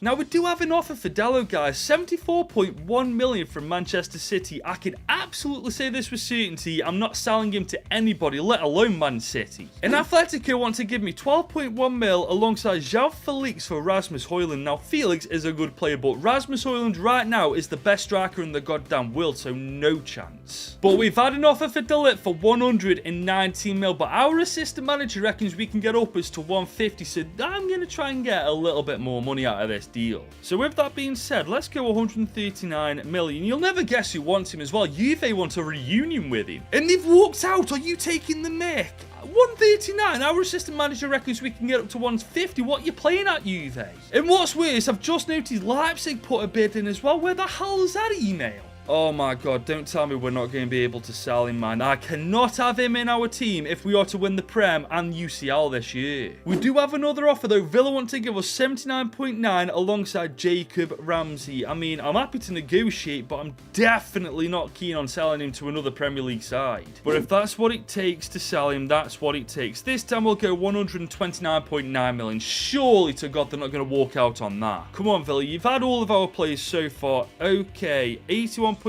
in Yuri Tielemans. Again, I'm not interested in Tielemans. We got enough midfielders. However, a straight cash deal I'm interested in. But certainly not one as low as 80-odd million. Let's go 120.4 instead. They're not backing down. There's no way in hell I am selling him for 81 million. We can get at least 105 mil for him. Right, we may be losing money here, but I'm going to drop it a little bit more, 115. If they don't accept this, I'm just going to walk out myself. Come on, Mr. Good Evening, accept... okay, what? How does that work? I'll happily take 123.4. Where the hell was that to begin with? I don't know, man. I'm just very happy that we're going to be able to sell this guy and put a complete and utter end to this absolute Mordor saga. But we do have our replay against Millwall next in the FA Cup. Surely to God, our first team's got a slap. Oh my god, we only just beat them on penalties. What are we playing at, seriously? Now, this is interesting. Newcastle want de Ligt as well for 125 million. I'm going to accept this because hopefully, one way or another, another, he leaves the club and hopefully he goes for a little bit more money this way. But now we're back in the Carabao Cup against Man City. We do have the advantage. We're 2-0 up against them, but you can't take that for granted against a team like City, can you? And after 70 minutes, we finally have an opportunity. CR7 with the penalty, top right, get in, game over. And it's also game over for De Ligt's time here at Manchester United. I don't know where he's gone, and I don't frankly care. Bye-bye, Mordos. Where has he gone? Aston Villa, 123.4 mil. They've taken all of our players this year, haven't they? But we've now got 206 mil to spend. So not only can we afford to sign Xavi Simons, we could make 1 or 2 more signings if we wanted to. But for now, we're going to try and bring Xavi Simons into the team. I don't want to go overboard with money just because we've got it. So I'm going to spend 77.5 million as our first bid. Are they going to? Yes, first. I've just overspent, haven't I? What do I do that for, honestly? And there he is, ladies and gents. Just like that, he's gone from PSG to Manchester United. What a signing this is, by the way. I don't see him replacing Bruno anytime soon, but he can also play on the wing, so there is that option. And there he is, ladies and gents, in the United kit. Whether I stay here for another year or Mourinho, Xavi or Zidane take over from me next year, one thing's for certain, this United team is taken care of. But we do have 126 million to spend, and there is another position you guys have been screaming at me to buy for. And that's the goalkeeper position. I mean, we've got Diogo Costa, and in my opinion, we've got a decent second choice in Bayundia, but you guys really want me to get somebody better than him. And I personally love the idea of bringing Andre Lunin to be our second choice. He's only 25, 82 overall. I mean, he's played for Real Madrid for years now, so he's definitely not a bad keeper either. And he's not that expensive either, which is exactly what I like. So I'm going to offer 30 million, 4 mil above his market value. But obviously, I've got a track record of freaking overspending, so let's see what oh, they want Agate, who's 6.5 million more than what I offered. Okay, that's not happening. Instead, we're just going to use the cash that we've got. Okay, instead of 30 mil, let's just go 32 mil instead. Are they going to accept that? Carlo Ancelotti agrees. There we go, 32 mil for Andre Lunin. And with the signing of Andre Lunin, it's safe to say now, our team's pretty damn stacked. I mean, this is how our first team looks now, and this is how our second team looks. Honestly, I feel like we've got a phenomenal shot of going all the way in the Prem and the UCL this year. And to be fair, the FA Cup, as we are against Lincoln in the 4th round of it. Let's see if we can get past these guys. Oh, yeah, easy work. 3-0, Lukman, Zirkzee with a brace as well. But next up, as you can see, we are against Liverpool. And a win here would do us the world of good in the Premier League. Obviously, we are quite ahead top of the table, but we've all seen what a couple of drop points can do, man. We definitely need to keep winning. Theo Hernandez is pushing forward now. He's seen that run from Garnacho. This is beautiful. Højlund inside. Oh, we didn't get the pass to him.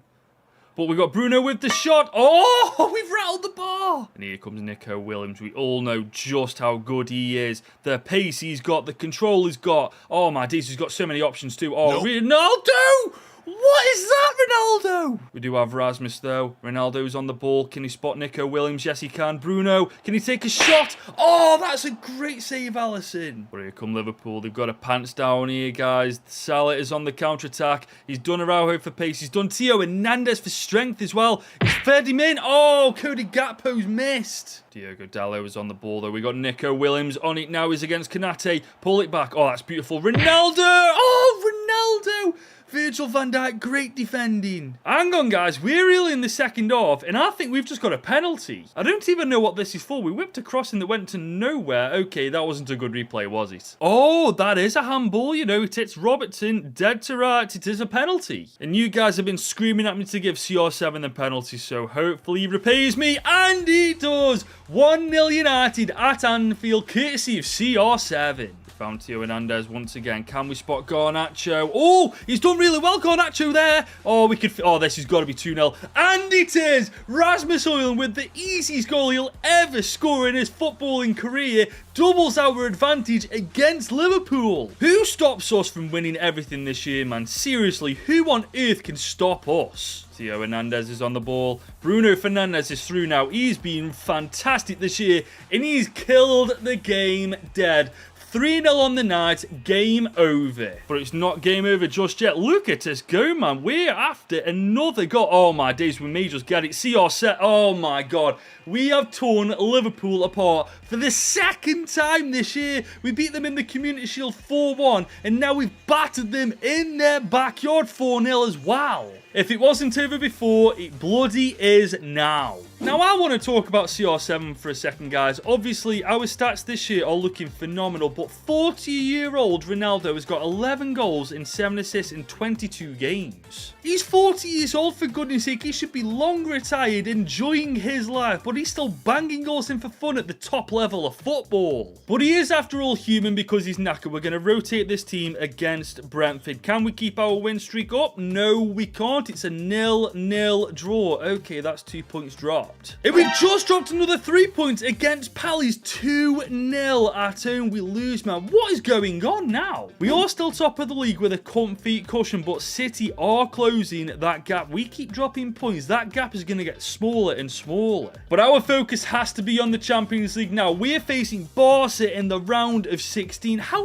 lucky are the bottle jobs? Fenerbahce, come on, man. Give us Fenerbahce. Let the bottle jobs have Barca. That team is no joke either, man. I mean, that back four is disgusting. Their CDM a little bit weak, but the rest of the team is phenomenal. We are fielding our strongest team against them. Hopefully, we can bounce back from this run of form with a win. Yes, we do! CR7 and Bruno Fernandes with the goals. Ronaldo against his former freaking rivals, Barca, gets us ahead. It's a good start, guys, but look at some of the other results. Spurs have only just beaten Fenerbahce. Milan have slaughtered Galatasaray, and it's even Steven between Leipzig and Juve. That's quite interesting. But we're back in the Premier League against Newcastle, looking to keep this run of form going after losing against Palace. We have rotated, so our strongest team isn't on the pitch. Oh, that's not good. Oh, that's really not good. 5 minutes in, we're already 1-0 down. But Newcastle coming forward again. Anthony Gordon this time. Oh my God, we're 2-0 down. This is atrocious, man.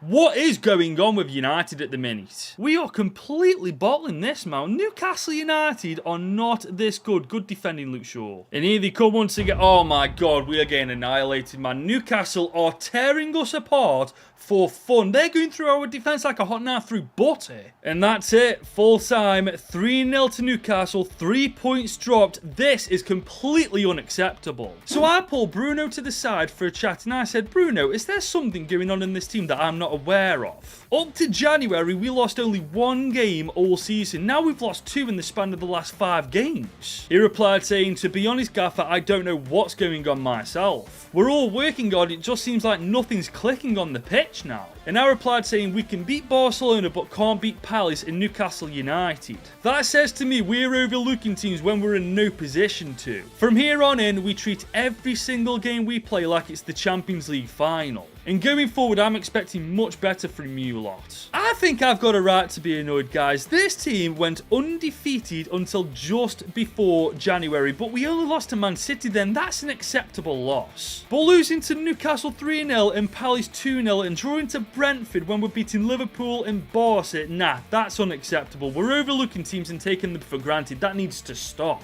I mean, look at the table now. We are 4 points ahead of Man City. That's gone from 8 to 4 in the span of 2 or 3 games. But we now turn our attention to right a wrong from last year. Carabao Cup final, and we are playing none other than Liverpool. As you guys know, we lost last year to Newcastle United. We do not want to lose our second Carabao Cup final in a row this year. We absolutely have to win it. Ronaldo is on the ball. I'm looking for that run from Bruno. We found it. Bruno, he's up against quite a few Liverpool defenders here. Can he cut inside? He's still got the ball, to be fair to him. Oh, good save, Alisson. Cool. R on the break with Gravenberch. He's done one defender. He's fed him Mohamed Salah. That is a great bit of football. Good defending.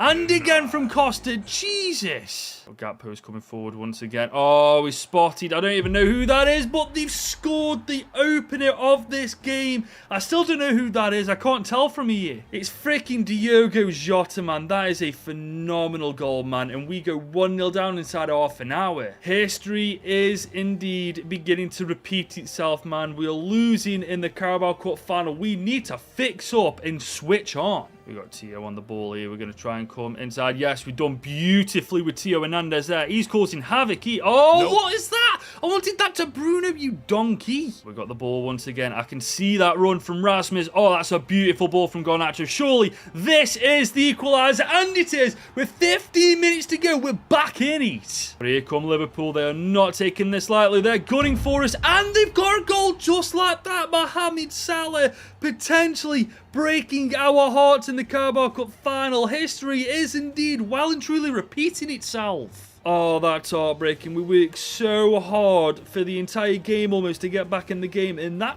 prick does that to us just like that. But we do have Garnacho. He's absolutely teared Liverpool apart here. We could get an equal... Oh my god, this game is insane. What is happening? Alejandro Garnacho taking matters into his own hands, and it's once again level. Højlund is on the ball. Oh my god, we've got an amazing chance here. Look at the time. Look at the clock. This is it. CR7. Does somebody... Oh my god, I cannot believe we've just got away with that. I thought for sure that ball had just completely messed up and gone to Williams, but CR7 intercepted. He puts the ball quite literally into the back of the net, and we have finally got our hands on that Carabao Cup. And that is full time. We have done it in the death of the final. We are Carabao Cup winners. What a team we've built, guys. A season and a half in charge of United, and we've won 3 trophies. Ten Hag didn't do that, did he? And there he is, guys. For the 3rd time under my management, Bruno is lifting a trophy. Honestly, if the board aren't taking notice of this and want to give me an extension after this, there's something seriously wrong. So after that game, I decided to go to the chairman's office to make my case, and I said, look, I'll be completely straight with you. In the last 18 months, I've won United 3 trophies. We're currently top of the Premier League, and we're looking likely to go through to the quarters of the UCL. If after all this you still want to replace me, I don't know what more you want from me as a manager. And he replied saying, look, Goodwin, nobody's denying that what you've accomplished here at United hasn't been impressive. So here's what I'm going to do. I'm going to go to the board and I'm going to vouch for you, and then we can go from there. But that is literally all I can do at this point. What I need you to do is keep on doing what you're doing, because if you don't, then the board just aren't going to listen to me. And I replied saying, that is fair enough. At least I'm getting a fair shot at staying at United now. But we need to find our form again in the Premier League, guys. We are only 4 points clear now, top of the table. However, right now we've got to turn our focus to Blackburn as we are facing them in the FA Cup, a rotated team, and we absolutely annihilate them.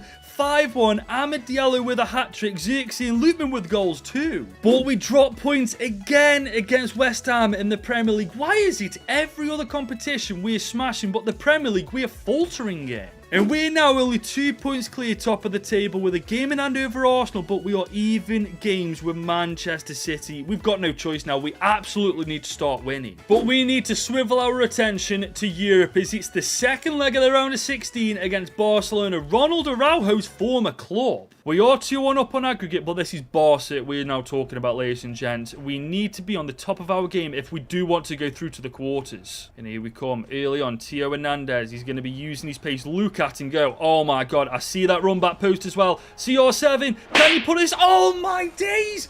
To Stegen, that is a godly save. You can't help but feel like if that's 5 years ago, Ronaldo is burying that for fun, but because he's 40 years old, it might be taking its toll on him now. But here we come, Barcelona are indeed behind enemy lines. That is a great effort. And here they come, Barcelona are oh my god, the post has just saved our backside. Come Barcelona though, I don't think oh my god, Diogo Costa is the best keeper in the world, undisputed. I don't care what anybody says. Now the second half, Rafinha has got the better of Tio Hernandez on the right hand side of the pitch. He's been a nightmare to deal with this entire game, and Frankie de Jong makes us pay. It is 2-2 on aggregate. Barca take the lead, and right now I've got to admit they have definitely deserved that. We've been destroyed all game, ladies and gents. We need to buck our ideas up. Xavi Simons is on the ball. I tell you what, he's done really well there all by himself. Rasmus Højlund to oh, that's a great block. First proper chance we get, we absolutely dismantle them at the back. And look at this from Garnacho. He's in behind. He's still on the ball. Tio Hernandez has got it now. Xavi Simons, can we get in behind? Yes, we can. Shot! Xavi Simons has put us ahead on aggregate. Xavi Simons rotating for Bruno because he was absolutely knackered. But with 15 minutes to go, we are heading to the quarters. What a bit of football this was, ladies and gents. Xavi Simons with a bit of step over work. He completely takes the stake by surprise, and in doing so, he puts us one step closer to going through to the next round. 3 more minutes to go in this game. Theo Hernandez, he's coming forward once again. Xavi Simons got a bit of open room, and he's done it. Game over. Xavi Simons single-handedly has put us through to the next round of the UCL. Game over. Who we're going to be playing against in the quarters is still a mystery. All I know is we've done our part to get ourselves through. However, Ronaldo's just come into my office for a chat and he said, Goodwin, I need to be honest with you, that Barca game has really just opened my eyes. I came back to prove that I could still do this at the highest level, and last year I feel I was able to. But right now I feel slower, I feel weaker, and I feel like my age has finally caught up to me. I've had an amazing and accomplished career, but I feel like this will be my last year playing football. I am gobsmacked. This is CR7 we're talking about, and he's actually hanging his boots up. I thought he'd play until he was like 55, but apparently he's called it a day in his career, and at the end of the season he will no longer play football. But he's had a career that most players couldn't even dream of having, so let's help him end his career on a high and win the UCL and also the Premier League and any other trophies we're able to. But we do have Chelsea next in the Premier League, and remember, we need to win this game at all costs. We cannot afford to drop any more points. Got Kimmich on the ball. Let's see if we can feed Garnacho through. That is an absolutely stupid ball. CR7 with the tap in.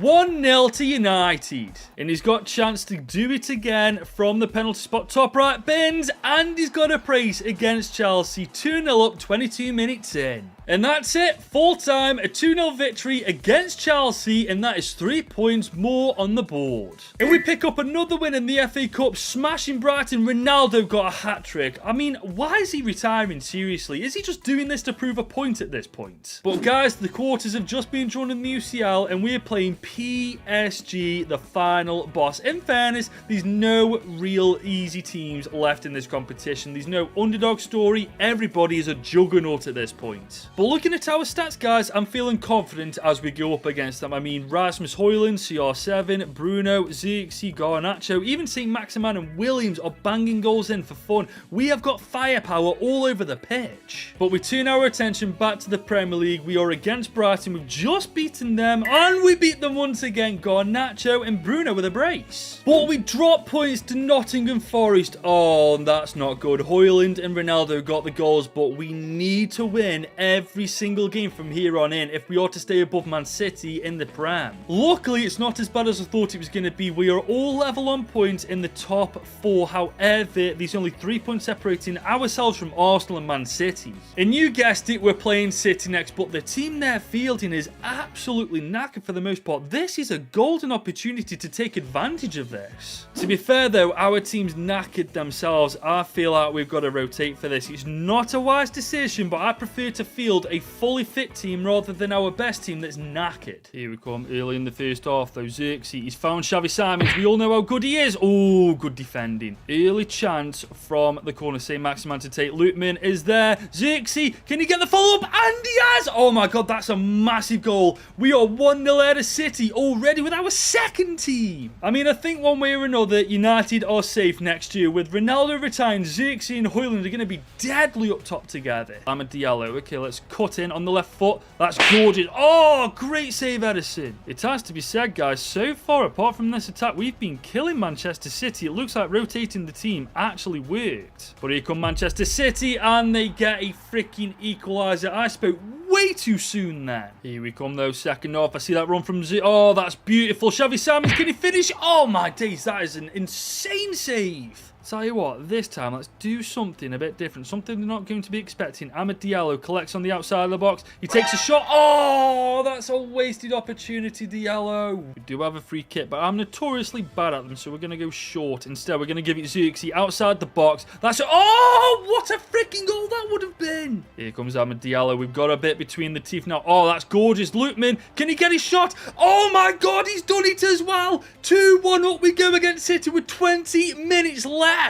Gorgeous ball from Amad Diallo. Finds Lookman, gets his shot off on his left side. Near post, get in. And look at this. Grealish is through. Oh my God, this can't be it. This cannot be. Oh my God, I can't get over that. Where the freaking hell did our defence go there? They're in no man's land. Look at that. Nobody is on Jack Grealish, and he put City equal, man. I can't get over this, man. That is outrageously bad. And oh my God, they could go 3-2 up here. Echireve is on the ball, and he's freaking won it for them. I can't believe this. Man City have absolutely been battered in this game from almost start to finish, and they're taking the 3 points. Unbelievable, man. 3 massive points dropped in the title race there. I mean, I don't know what more we could have done, man. We just needed to be more clinical in front of goal. Thankfully, though, we get a bounce-back win against Wolves. Ronaldo, Kimmich, Bruno, Garnacho, and Ronaldo again with the goals. And as it stands, we are still top of the Premier League, even if City win their game in hand, because, frankly, our goal difference is outstanding. But next up is the big one, guys. PSG in the quarterfinals. The first leg will be played at Old Trafford. And I don't care if the team's a bit knackered. I'm taking no chances with this game. We are going to be simulating it, and we absolutely smashed them 3-1. Bruno, Højlund, and Bruno again with the goals. That is a massive result. But can we finish them off in the second leg to go through to the semis? Well, you're going to have to tune into the season finale to find out. But I've just had a surprise visit from United's chairman, and he said, okay, Goodwin, I vouch for you. They've listened to me, and there is a chance you could stay here for longer. I replied saying, that's amazing, boss. Thank you. What will it take for me to get an extension? He replied saying, it's not going to be easy, Goodwin, and frankly, I think it's unfair, but the board have agreed that for you to stay, you need to win both the Premier League and the Champions League. However, if you don't accomplish this, then as previously agreed when you signed the original contract, your time here at Manchester United will officially be up. Almost 2 years ago, I replaced Erik ten Hag at Manchester United. And I signed this contract which said I only had 2 years at this club. Or do I? As I've won 3 trophies now in my time here, and the board have said if I win the Premier League and Champions League, I'll get an extension. And with us being top of the league and being 3-1 up against PSG in the UCL quarters, there's a chance I can pull this off. But with us dealing with so many setbacks, like Onana being a traitor to the team and then joining City, Matthias de Ligt leaving because he isn't a team player, and CR7 announcing his retirement this year, can we pull off the impossible and win the Premier League and the Champions League to keep my job? Here we go, guys. It's the final stretch of Season 2 with United and what possibly could be my final stint with this club. But no matter what happens, I think we can say we've done a good job. We have created a world-class team that right now is winning trophies for fun. And we've helped to develop some absolute superstars like Nico Williams, like Alejandro Garnacho, and of course, Rasmus Højlund. But this season ain't done yet. There's still 7 games to go in the Premier League. We're only in the quarters of the Champions League. And we're in the semi-finals of the FA Cup, we can't forget about that. But our main objectives are the Premier League and Champions League in order to actually keep my job here. As we're playing against Leeds next in the Prem with a rotated side. Come on, boys, don't let me down. Oh my God, they never do. Mazraoui, Zirkzee again, and Xavi Simons. And just look at this, guys. Sky Sports have done another report on me. Dream or disaster? I don't know about you guys, that seems a bit dramatic.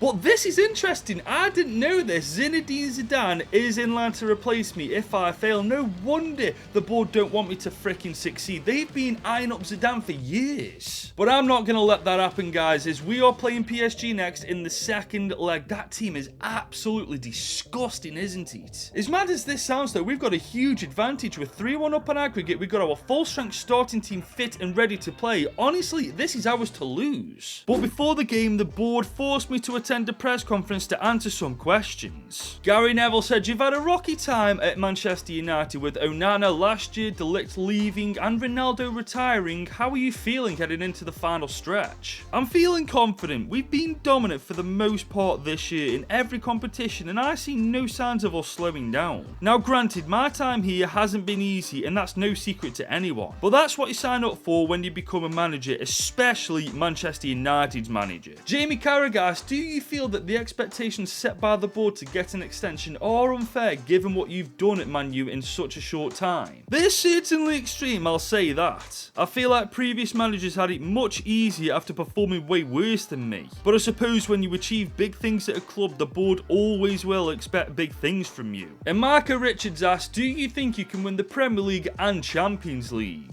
"Well, we can certainly try our best to, but I believe I've built the strongest team in the world and I'm completely confident we'll get the job done." Well guys, here we go. Biggest game of the season, bar none. We are 3-1 up, but against PSG that can change at any given time. And here we go, look at this. Kylian Mbappe is away. I tell you what though, he's done really well to catch up to Maraujo. Good save, Costa. Here comes Bruno Fernandes. We are looking for that run and we found it indeed. Theo Hernandez, he's away. He can make it 4-1 here. Oh, he's going to dink him. Oh, he's just missed. The dink just missed. Here come PSG though, ladies and gents. They're doing really well. Oh, Mbappe's in behind. And that is a goal back for PSG. 3-2 on aggregate. Now, of course, it was going to be Mbappe. Who else was it going to be? What a difference it would have made if we'd have buried that chip, ladies and gents. But here we come with Garnacho, known to really get us out of a rut. But he's offside and we feed him through anyway. What are we doing? Here we come with Theo Hernandez, though. I'll tell you what, let's take a shot from... Oh, my God, Theo Hernandez! That is outrageous! Where in God's coronation did that come from? As soon as I hit that, I knew that was going in. Oh, my God, Theo Hernandez, the best left-back in the world, man. Look at this for a shot. The dip on that is crazy. We do have Garnacho. We've got a good chance for a counter-attack here. If Garnacho can get away from Cancelo, and he has with ease. Look at Garnacho go. He could go all the way here, but he's not going to. Oh, that is beautiful. We are 2-1 up on the night, 5-2 up on aggregate. PSG are out almost now. And that's all she wrote. Full-time whistle has been blown. Semi-finals, here we come. One step closer to being the best team in the world. And look at this, guys. The semi-finals are going to be Premier League dominated. The bottle job's knocked Real Madrid out. Man City knocked Atletico out. And AC Milan knocked Leipzig out. Oh, wouldn't it be amazing if we played the bottle jobs in the semis to get to the final? Or better yet, played them in the final, because that's a guaranteed win then, isn't it? But just take a look at this, man. De Ligt couldn't keep his trap shut about me, and he's done an interview basically chatting crap about me. Apparently, I had favourites, and apparently I treated him like a child, which just simply isn't true, is it? I dropped him because he was playing pants, I replaced him with somebody better, and his ego couldn't hack it. I also wouldn't have mentioned that I'd go back to United if I was De Ligt, considering he's just moved to Villa, and he wonders why I sold him, man. He's so unprofessional. But we need to forget about that baby, man. We're in the FA Cup semi-final playing Nottingham Forest next. And our first team is looking a little bit knackered. Okay, it's time for the second team to step up. Let's see if we can get ourselves a second... Oh my God, we've just been annihilated at home in the FA Cup. Oh, that is bad. St. Maximan with the only goal for us. The good news is, at the very least, ladies and gents, this wasn't a part of the agreed terms for me getting an extension. It's just the Prem and the UCL. We would have been playing City in the final too, so I think we all know now who's going to win the FA Cup. I doubt it's going to be Forest. But we do bounce back with a 2-0 win in the Prem against Everton. CR7 and Xavi Simons with the goals. And looking at the table, we're now 2 points clear, top of the table. City must have dropped points against their previous opponents. That's massive, man. We've only got 5 games to go as well. We should be able to not drop a single point in that time. But we do have the bottle jobs up next. We've had to rotate the team because the first team's knackered after playing against Everton. But the last time we played against Spurs with the second team, we wiped the floor with them anyway. But look at this. Tottenham Hotspur are freaking in behind Kulusevski. Oh, no, don't score. Diogo Costa, great save. Here they come, though, with Young-Min Son. He's found a bit of room for... Oh, I don't know who that is. Great save again, Costa. And that's it. Full time, just like... I literally didn't even have an attacking opportunity there. What the hell? And thanks to that, we're right back to square one. Man City are joint on points with this freaking fantastic. But we've got to turn our attention to Europe now. We're facing AC Milan in the semis. Man City, the bottle jobs. You've got to fancy City in that game, haven't you? But we're away from home in the first leg. We've got our full-strength starting team fit and ready to go. It's a 1-1 draw. Loftus-Cheek got a goal in the 3rd. Dalot in the 25th. The second leg's up for grabs. But so is the Premier League title as we're facing Arsenal away from home. Anything less than 3 points, we may just be giving the title to Manchester City. As we're pushing forward with Dalot here. Ronaldo's received it. He's got a bit of room. And he's put it away just like that. 6 minutes in. What a freaking start. CR7 at 40 years old. Still banging goals in for fun against teams like Arsenal, man. What a freaking player he is. Here come Arsenal though. Minutes after conceding the right back on our tails. Diogo Costa, good save. Fair play to Arsenal. Since conceding, they've been all over. Oh my God, what a save again, Costa. We are completely stuck in our own half here, guys. We can't get the ball off them. And there's the freaking equaliser that has been coming for a long time on the stroke of the 30-minute mark. 1-1 it is. I can't even say that wasn't deserved. I mean, we weren't playing badly. It's just Arsenal were that good. But we do have a free kick here. We all know how bad I am at free kicks, but maybe this time when it counts, I can whack a goal top right bins with Bruno Fernandes. Of course I freaking can't. But I am good with corners with him, so let's see if we can't get a header on here. Ronaldo! Somebody... Oh, what? How has that not gone in? There we go! I think that CR7 once again. He loves scoring against Arsenal. That was like a pinball machine in the box. Here come Arsenal, though, once again on the attack. That's a good shot. Blocked, though. Oh, no, don't tell me that's a freaking penalty. You've got to be having me on here, haven't you? Lissandro Martinez. Oh, is that a penalty? I'm checking the replay to that. Okay, Havertz takes the shot. Oh my God, he doesn't even try to pull his arm. But yeah, that's a stone cold penalty, man. Caught red-handed. Bukayo Saka to take it though. Bottom left. Oh, we went bottom left. If we would have went top left, we might have saved it. But here we come with Theo Hernandez. We spot that ball. Alejandro. Oh, this is beautiful. Cut inside. Oh, that's got to be in. That's got to be in. Højlund with the goal. That is a phenomenal team play goal. The passing, the movement, the shot, the goal, everything about that was absolutely perfect. Here we come once again. We got a bit between the teeth now with Ronaldo. Oh, this is beautiful. This is beautiful. That's got to be 4. And it is. 25 minutes to go in this game. We're comfortably ahead now. I mean what I said in that press conference. We've built the strongest team in the world, and I fully believe that we're capable of doing what the board wants us to. And there is a slight chance we can get a 5th. Look at how quick Højlund is. Oh my God, he could get a brace here, but he's not going to. He's going to sweat this. 5-2 on the day. Game over. And look at the table now, guys. We've got a 2-point cushion. Once again, City are fumbling the freaking bag. But we've got to come back to the UCL. It's the second leg against AC Milan, and we've got to make some changes, man. That team is absolutely knackered. Zirkzee is going to come on for CR7. St. Maximan, you're getting a run out. I don't know about any of these other players on the bench, though. I have put Loro and Luke Shaw as our centre-back duo for this game. If they start mucking up, though, they're coming straight off for Araujo and Martinez. This is it though, guys. Easily the biggest game of the season for us right now. If we win this, we are literally 1 game away from becoming the best team in the world. Here they come though. AC Milan on the right-hand side of the pitch to cut in. Oh, that is a phenomenal block, Luke Shaw. Okay, something's just happened. I'm not sure. I'm assuming it's a handball, but I feel like we've just conceded a freaking penalty. What's just happened here? St. Maximan. Hang on, that's not a penalty. So the ball gets delivered in. St. Maximan goes up for it. Oh, come on. That is not a freaking penalty. His arms are by his side when it happens. Nah, that's harsh as hell. But the referee's decision's final. It's a freaking penalty. And Darwin Núñez is playing for AC Milan. You are taking the moral high ground right now, aren't you? Top right. We're going top right. Oh, my God. Are you taking the mick, Costa, man? You were a second too late. It's time to switch on now, though. We cannot let that be the reason why we don't get an extension, for goodness sake. We're already killing it in the Premier League. We just need to freaking beat AC Milan. Here we go. We've got Williams on the ball. He's against Kalulu. We're not going to do Kalulu for pace, but we've definitely done well there. Oh, this is beautiful. Højlund, he's got a bit of room. Make the most of it, and he has. Mike Magnan has been beaten at his far post. Rasmus Højlund makes it 1 apiece. But look at this. Maximan is on a run now. He's up against... Yeah, he's never going to beat Tomori. We're going to have to come inside. But Rasmus Højlund could certainly beat them. Rasmus Højlund, take a shot like... Oh, that is terrible. I see that run from Nico Williams, and we found him. Okay, Nico Williams is all alone. Chance to go ahead in this tie. Is he going to take it? Yes, he is!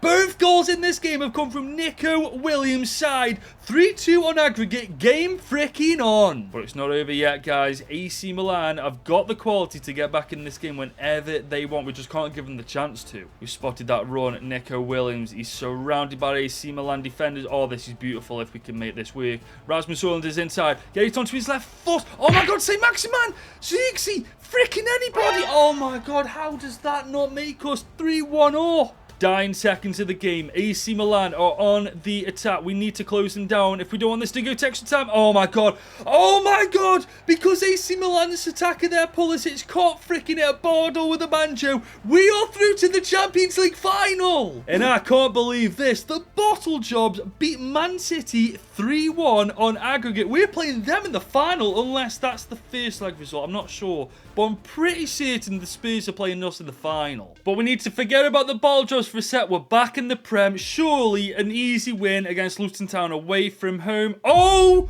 my God. What? How the hell did that happen? A 3-1 loss. Are you taking the moral high ground right now? And we've dropped points to Bournemouth as well. No, this can't be happening. Not now. Not when we're so close to the title. Guys, we're in trouble. We're second in the league. 3 points behind Manchester City. We literally need them to lose their last game, and we need to win it. There's no ifs, ands, or buts. Now, City are playing Newcastle, but we're playing Aston Villa. Newcastle are not a pushover. After all, they battered us 3-0, remember. But we have come way too freaking far with Manchester United to give up at the last hurdle. We're going to do our best on the pitch to beat Aston Villa and hope to freaking God Newcastle pull off a miracle. Here we come with Nico Williams early in the first half. This is beautiful. Oh, Rasmus Højlund. Oh, he's just ran into a brick wall. And I've just realised that brick wall is probably Matthias de Ligt, and he's definitely not going to want to lose against us, especially if that means us winning the Premier League title. Here we go now, Alejandro Garnacho. He's definitely got the pace on Cash. He's cut inside really nicely there.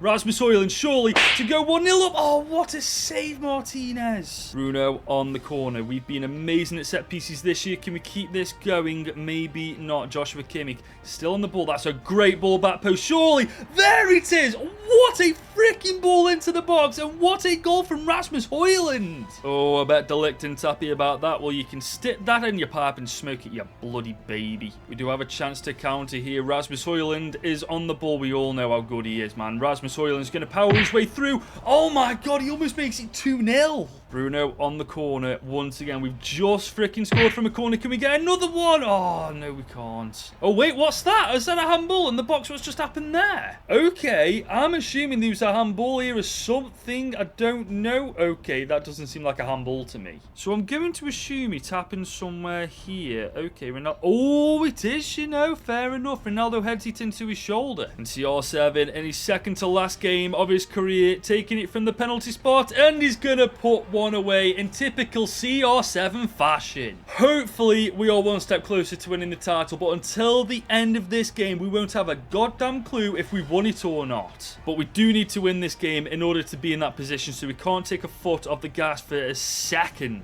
But look at this from Aston Villa. They've actually got us dead to rights at the back here, ladies and gents. We need to be defending pretty well here. We need to contain them. They're not being contained. Oh, Lavumbo is through. He's dinked the keeper. That is disgusting from Lavumbo. Not 5 minutes ago, I said we need to keep our foot on the gas, and look what's happened. We fell asleep at the back, and we paid the freaking price for it. And Aston Villa is somehow freaking through. Duran is through. Where's our freaking defense gone? That's 2-2. What the freaking hell is our defense doing that high up the pitch? Oh my God, I cannot believe that, man. We were comfortable. We were ahead, and now we are equalized. What the freaking hell is going on? Theo Hernandez is on the ball. Oh, this is beautiful. This is beautiful. Oh my, how is that not gone in? Garnacho is on the ball. Bruno's there. Can we get that back post? Can he receive? Oh my God, Nico Williams. Another freaking chance wasted. Another set piece. Come on, we've got to make the most of these advantages when we get... Oh, CR7, he's freaking got one back.